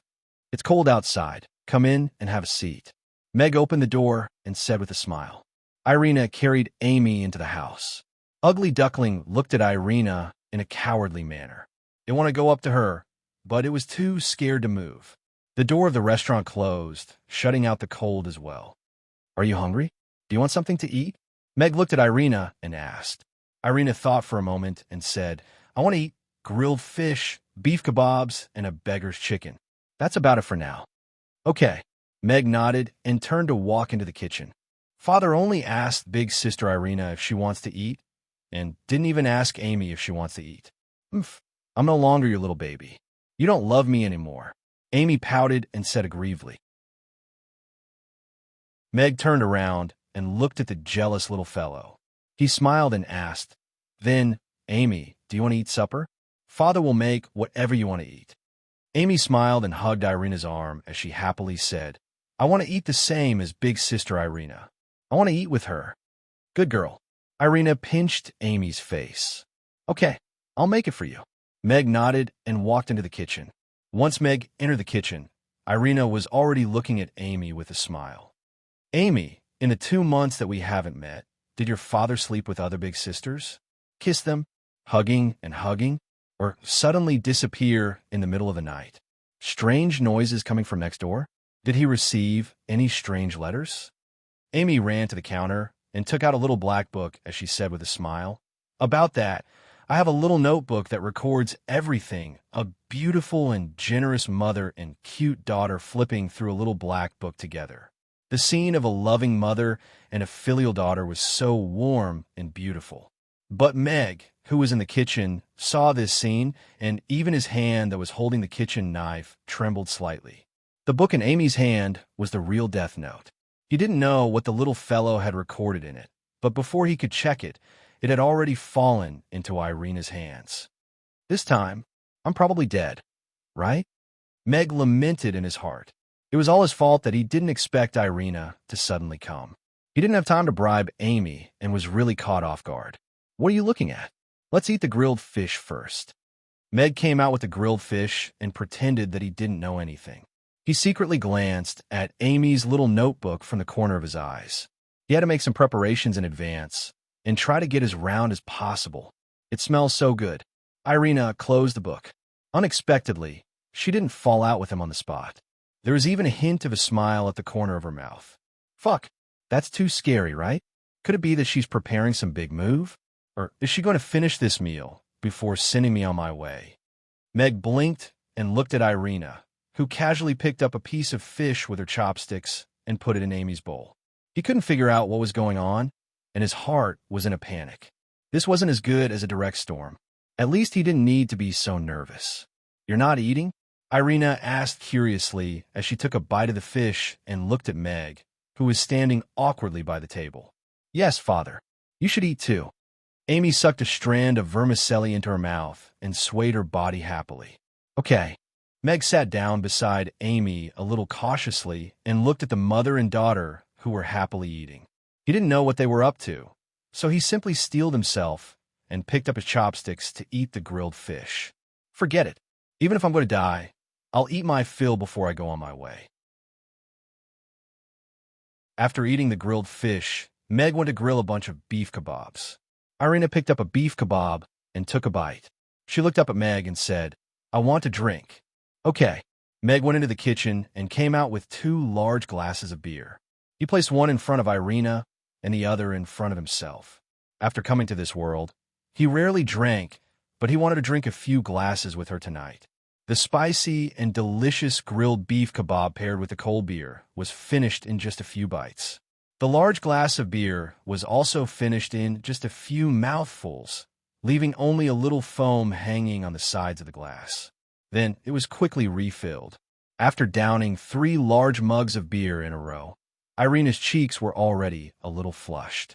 She raised her mug to the light, and a joyful smile appeared on her face as she looked at the translucent amber beer.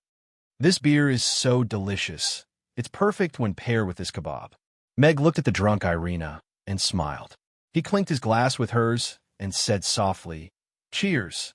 "Cheers." Irina picked up her glass and finished it in a few mouthfuls. She then asked Meg to refill her glass.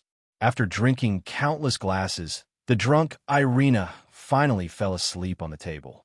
Amy also fell asleep on her lap. "Phew, she's finally drunk." Meg breathed a sigh of relief. Even with his alcohol tolerance, he still felt a little dizzy when he stood up after drinking so much beer. But what should I do now? Where should she sleep? Meg looked at the drunk Irina and felt a headache coming on. He thought for a long time. It shouldn't be a problem if we sleep together, right? Bookhouse reading website.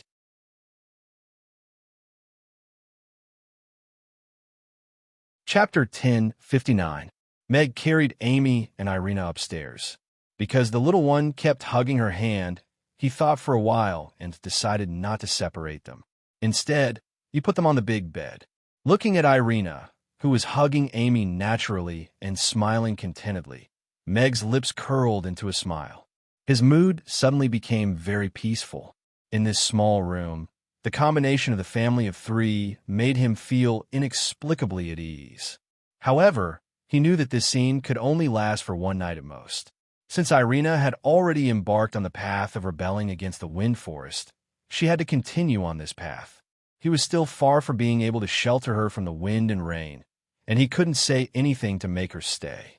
"System, if I need your help to overthrow the wind forest rule, how much would it cost?" Meg asked silently in his heart. "Even if I sold you, it wouldn't be enough," the system said disdainfully. Meg raised his eyebrows. He was just asking casually. The system seemed to have many restrictions when it came to helping. It definitely couldn't do something that would affect the entire continent. After looking at the bed for a while and tucking in the corner of the blanket, Meg turned around, went downstairs, and went into the kitchen to get busy. An hour later, Meg placed a large lunchbox on the first table by the stairs. Then, he wrote a piece of paper and stuck it on it. Meg took a shower and changed into a set of pajamas. Looking at the bottle of perfume in the corner, he hesitated for a while before picking it up. "Amy is my daughter, and Irina is Amy's mother. If that's the case, it shouldn't be a problem for me to sleep on this bed, right? There are only 2 beds in this room. The small bed is too short, and I can't even fit my legs. The big bed is the only choice. Moreover, this is my house, my bed." Meg stood by the bed and muttered with some hesitation. Meow. Ugly Duckling, who couldn't climb onto the bed, stood by Meg's feet and looked up at him pitifully. "All right, Ugly Duckling, you sleep on the small bed, and I'll sleep on the big bed. That's settled. Meg immediately made a decision. He grabbed Ugly Duckling and put it on the small bed, while he lay down on the edge of the big bed about half a meter away from Irina. This is the first time I feel that going to bed is such an exciting thing. Mag was as straight as a salted fish as he stared at the ceiling. He could feel the figure lying not far away from him, and his little heart was thumping rapidly. Mag took a deep breath to adjust his emotions and tried to calm himself down. Although he was an innocent virgin, he was still lying on the bed. He was a saint. After a while, Meg, who still didn't feel sleepy, couldn't help but turn his head sideways to look at Irina. A ray of light shone in from the window. The soft silk quilt made an alluring curve with her breasts.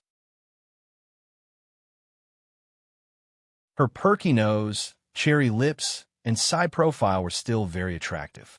Meg looked at her quietly. His mood gradually calmed down, and then he started to feel a little sleepy. However, just as he was about to close his eyes, Irina, who had already fallen asleep, suddenly opened her eyes and turned to look at him. "Do I look good?" "Yes, yes," Meg answered almost instinctively. Then he realized why she suddenly woke up from her drunken stupor.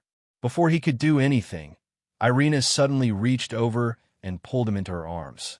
Feeling the softness and warmth on his face and the body that was pressed against him, Meg was a little confused. "What's going on?" He looked up at Irina again. Her eyes were closed, and she seemed to have fallen asleep again. Her breathing was steady and peaceful.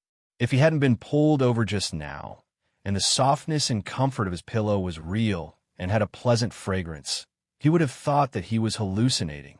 Was it an unconscious action? Meg thought with some doubts. Irina's arm was still on his body, holding him in her arms. He, who was just envious of Amy, now received the same benefit of a chest pillow. Since he was already here, he might as well make the best of it. Meg closed his eyes comfortably, found a comfortable angle, and fell asleep peacefully. That's right. This is the right posture for an experienced driver. Those who pretend to squirm uneasily are really perverts. Hugging one on each side, I'm indeed the biggest winner. Irina's lips curled into a smile. Hugging Amy and Meg on each side, she also fell asleep. In the middle of the night, Irina suddenly opened her eyes and looked at the sky outside the window. She looked at the two people sleeping peacefully in her arms with some reluctance. She lowered her head and gently kissed Amy's forehead. She stared at Meg's face for a while, then kissed him on the lips with a slightly red face.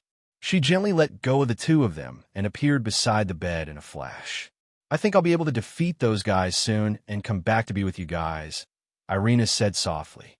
Then, she resolutely turned around and left. Her figure disappeared at the door. Meg, who was sound asleep, slowly opened his eyes.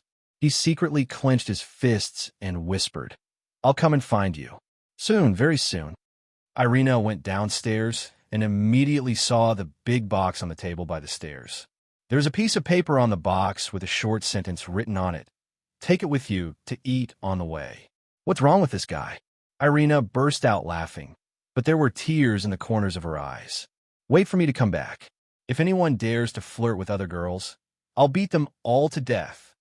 Early the next morning, Meg looked at the line of words written on the note on the table, and his eyelids couldn't help but twitch. Was it his fault for having a face that made people want to commit crimes? But for some reason, he still carefully put the note away. Just as he was about to put it on the counter, he found Amy's little notebook. What kind of bad things did she write in there? Why didn't she get angry after reading it? Meg curiously picked up the little notebook and secretly flipped through it. "This morning, Father made me delicious rainbow fried rice. For lunch, we had steak and roast beef kebabs. For dinner, we had super spicy grilled fish. I had a lot of fun eating today. Today, Father made delicious braised pork with soy sauce and helped a poor grandpa to draw for him to find his lost child. If I'm lost, Father will draw me very well, right? Yes, of course. After all, I'm so good looking." Today, a mermaid's sister suddenly appeared in the dining hall. She fainted before she could say anything. Father and I carried her upstairs to the bathtub. Father added a lot of sea salt to the water so that she could survive. She drank so much salt water. If she were to be made into a grilled mermaid, would there be no need to add salt?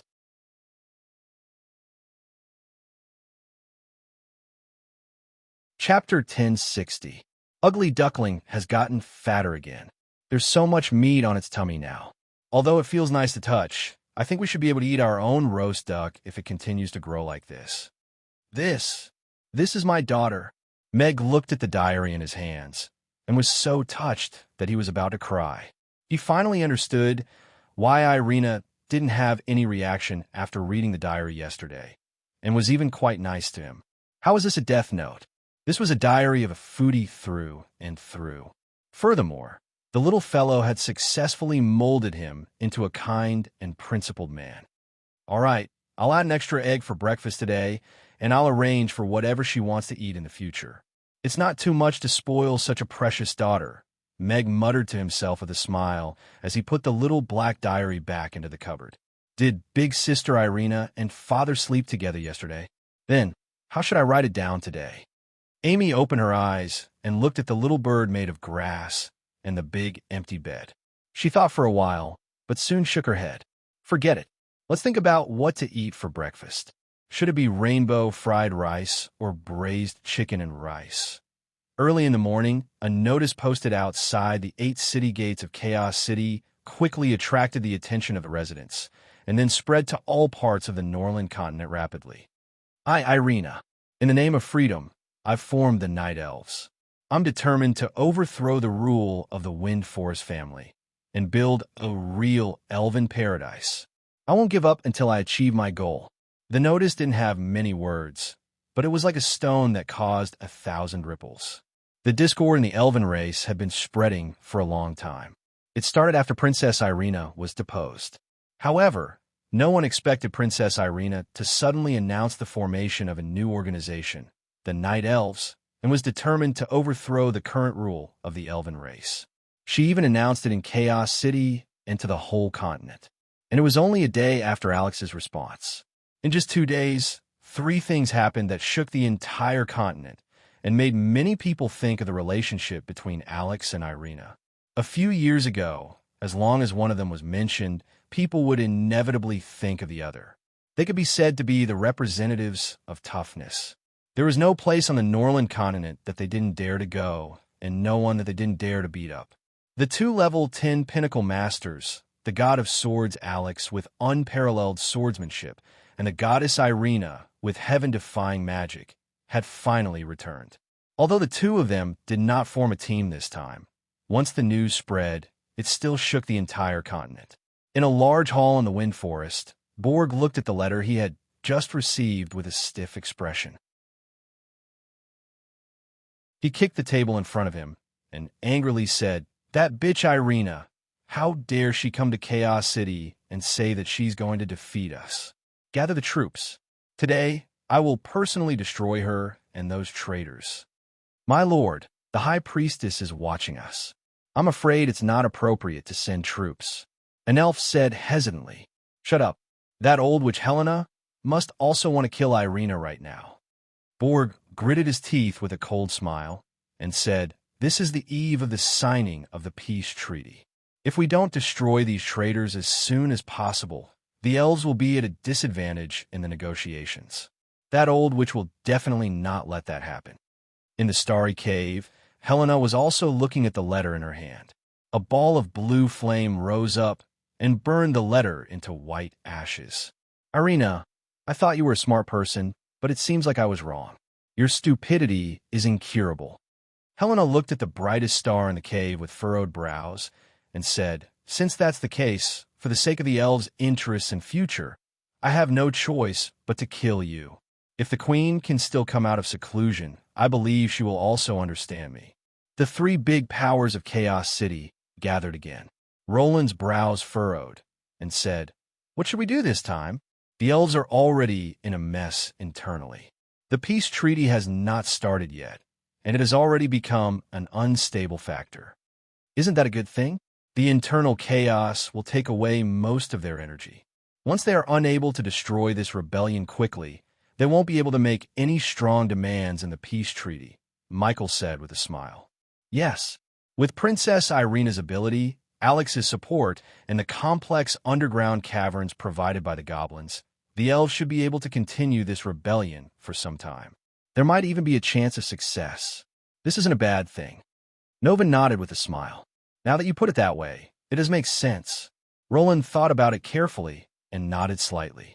Since that's the case, we have to do something to make Irina's night elves last a little longer. As long as the elves in Chaos City are willing to join the night elves, we will let them go to the underground caverns. At the same time, we will send them some rations and battle supplies through the goblins. At least, we can ensure that they won't be destroyed easily. Won't this make us weaker? If it comes to the time when even Chaos City needs to join the battle, this little increase in strength won't matter anymore. The leader of the night elves is carrying such a heavy burden on her shoulders. This woman is really big-hearted. Meg mumbled to himself helplessly after hearing about the contents of the announcement. She didn't mention anything about doing such a big thing to him last night. It seemed like she didn't want him to be involved in this. However, with his ability, he really couldn't help her much now. If his identity was exposed, he would become a target for everyone and become a burden instead. Night elves. The princess. She's fine. And she wants to overthrow the rule of the forest. Phyrus rushed to the city gate immediately after hearing the news. Her eyes reddened when she saw the announcement, and she was so agitated that even her body was trembling slightly. This was the first time she heard about the princess after coming to Chaos City. The princess must need me very much now. Without me, she might not be able to eat her fill. I have to go back to her side. Phyrus' gaze quickly became determined, and she turned to walk towards the restaurant. Mr. Meg, I'm sorry. I might have to resign, Phyrus said to Meg, who was putting on an apron, as soon as she entered. Resign? Phyrus, what's wrong with you? Why are you resigning all of a sudden? Meg looked at Phyrus with surprise. They got along quite well during this period of time. Although this last didn't like to talk, she was efficient and a fast learner. At this speed, she would be able to become a chef on her own very soon. Actually, there's something I haven't told you. Phyrus looked at Meg with a hint of hesitation.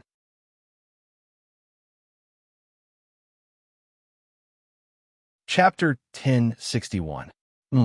Meg looked at Phyllis and suddenly panicked. Could this last be? Actually, I am the elven princess maidservant. She needs me now, so I have to go to her side and help her. Phyllis looked at Meg with a determined expression. Meg raised his eyebrows. Luckily, it wasn't what he thought. Looking at the apologetic Phyllis, he wanted a laugh in his heart. He was the one who brought this maiden to Chaos City, and now she was feeling guilty because she didn't reveal her identity. However, it seemed like Phyllis had seen the announcement, and that was why she was so anxious to resign and return to Irina's side. She knew the danger, but she didn't hesitate at all. Meg was touched by her loyalty. The night elves' current situation wasn't optimistic. A rebel team that was put together in a short period of time, and most of them were slave elves with lower power, wanted to overthrow the deep-rooted and powerful the Wind Forest. It was no different from ants trying to shake a tree. I have heard some things about the elves and Princess Irina. If you insist on returning to her side to help her, I won't stop you. Meg looked at Phyllis. Irina, indeed, needed someone who could take care of her. However, before you leave, I want you to think about 2 questions. Do you know where to find the princess? If you really find her, how can you help her or be a burden? Phyllis opened her mouth. She thought for a while and then shook her head dejectedly. The princess is definitely not in the Wind Forest anymore. I don't know where to find her, either. However, I think I can take care of her. She doesn't know how to cook, but she's a little picky when it comes to food. She would rather starve than eat something she isn't used to. Mag thought back to how Irina had finished the entire menu on her own the previous afternoon, and he was feeling rather disgruntled. Phyrus was clearly right. She most likely hadn't had a proper meal by herself in a very long time. If you want to take care of her, or play a role in the rebel army, I think you should learn faster and more cooking techniques and dishes. The dishes you cooked in the past were too delicate. You only ate 1 bite of each dish, which was not suitable to provide enough energy for the soldiers during wartime. If you want, I can teach you how to make Yangzhou fried rice and Laji Rigiamo. During this time, I will also help you find out the princess's location. As long as you can confirm their location and ensure their safety, you can go there at any time. Meg looked at Phyllis seriously. How could he not feel sorry for the mother of his child? If it weren't for the fact that the situation didn't allow it, he would have gone to the front lines to cook for her. Although Phyllis was an excellent cook, if she was willing to cook for Irina, he would feel more at ease. Naturally, he would not force her to stay. Mr. Meg. Phyllis looked at Meg with tears in her eyes. He was so nice to her that he was willing to do so many things for her. No one had ever treated her like this except for the princess. Seeing the tears in Phyllis's eyes, Meg thought that he had been too harsh. He quickly said, "If you are in a hurry to leave now, I can go to the mayor's mansion and ask. Maybe they have some information." "No, Mr. Meg, you're right. I should become a useful person, not a burden to the princess, like last time when she was worried about my safety." But it was useless.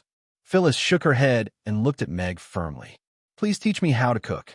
A smile appeared on Meg's face. He nodded and said, "Okay, then let's start with this morning's break. I will teach you how to make Yangzhou fried rice." "Okay." Phyllis nodded hard. "Mr. Meg, I may have to resign.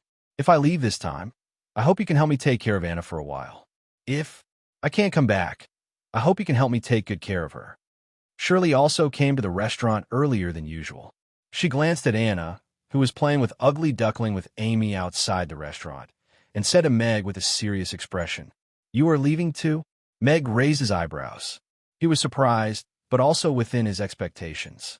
Shirley and Sally were both nobles in the elven race. Meg knew that very well. However, they were different from those elves who had a rigid mindset and social class structure. They had fought for the freedom of the lower-class elves. Shirley even took Anna in. Irina's announcement was actually a call to arms for the elves who were roaming the Norland continent. Fight for freedom. What a noble and true goal. The elves who had been persecuted for many years and yearned for freedom would probably be fired up when they saw this announcement. "Yes, my brethren need me." Shirley nodded without any hesitation. Meg looked at Shirley.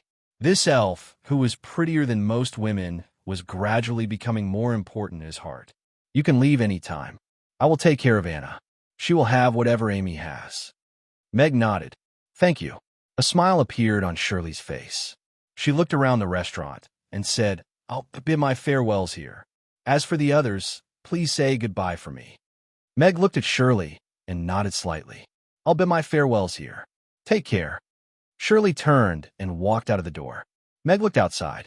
Shirley squatted down and hugged Anna clumsily. She whispered a few words into her ear before getting up and leaving. The little girl's eyes were red as she clutched the corner of her shirt tightly. "I will come back after the war ends. I will still take care of you then." Shirley turned back and smiled at Anna. Anna looked at Shirley. Her nose twitched, and she extended her pinky. "Pinky promise. You must come back." "Okay."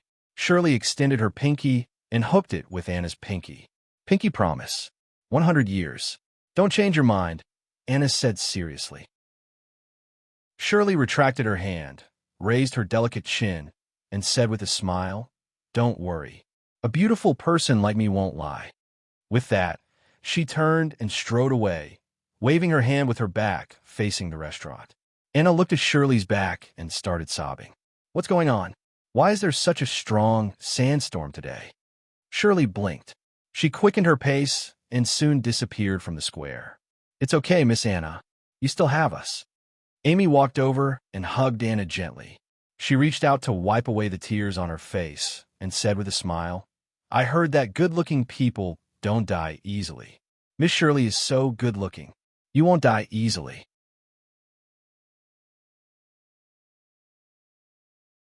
Chapter 1062.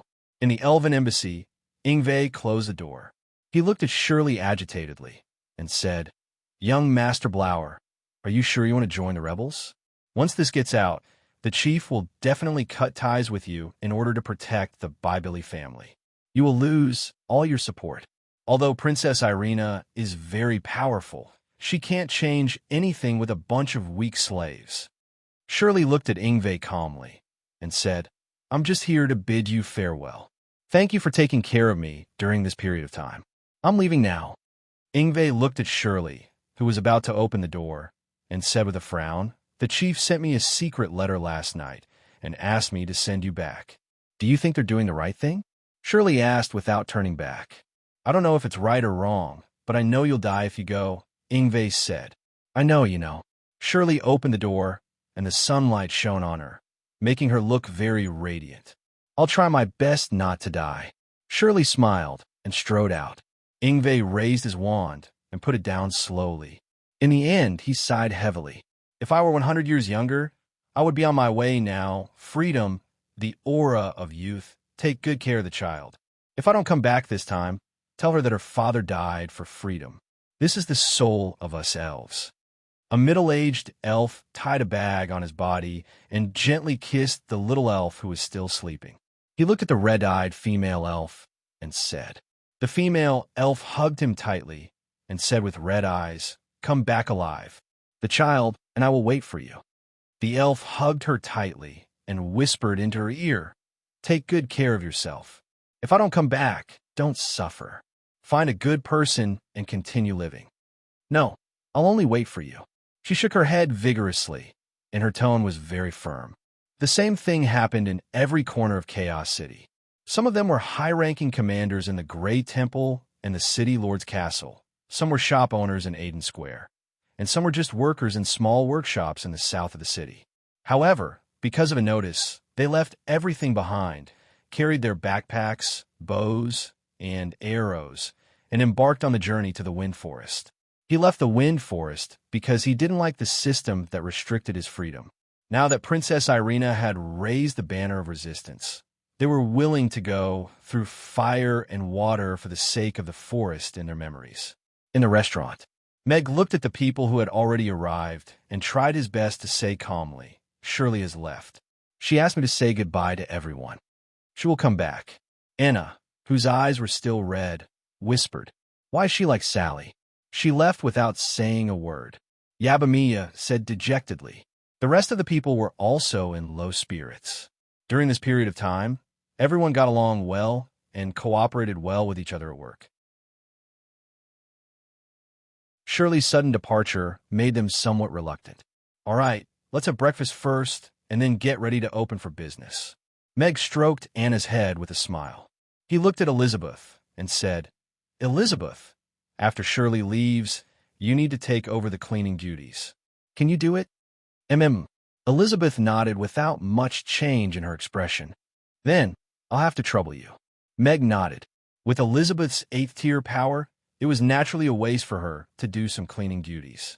I have to express my feelings to Miss Shirley today. I hope this diamond ring can let her understand my feelings. Constantine stood at the front of the line with an exquisite little box in his hand. He thought to himself nervously as he stuck his head out to look into the restaurant. Although Miss Shirley didn't show any interest in him during this period of time, he was able to see her every day, and at least he was familiar with her. The torment of missing her day and night made his heart go up and down like a roller coaster. He couldn't continue living like this. Today, he had to express his feelings to Shirley. Regardless of whether he was accepted or rejected, he wanted a result, and not an illusory hope. While waiting anxiously, the restaurant's door opened slowly as usual. Mr. Mack stood at the door and said to everyone with a smile, Good morning. Welcome to Mamie's. The restaurant's waiters stood on both sides of the aisle. Constantine tidied his clothes and looked into the door. There were many familiar faces, but Shirley wasn't among them. She's not here? Constantine was stunned. The crowd walked in, and he followed the crowd into the restaurant. He looked around, including the kitchen, but he still didn't see Shirley. Mr. Mack, where's Miss Shirley? Why isn't she here today? Did she apply for leave?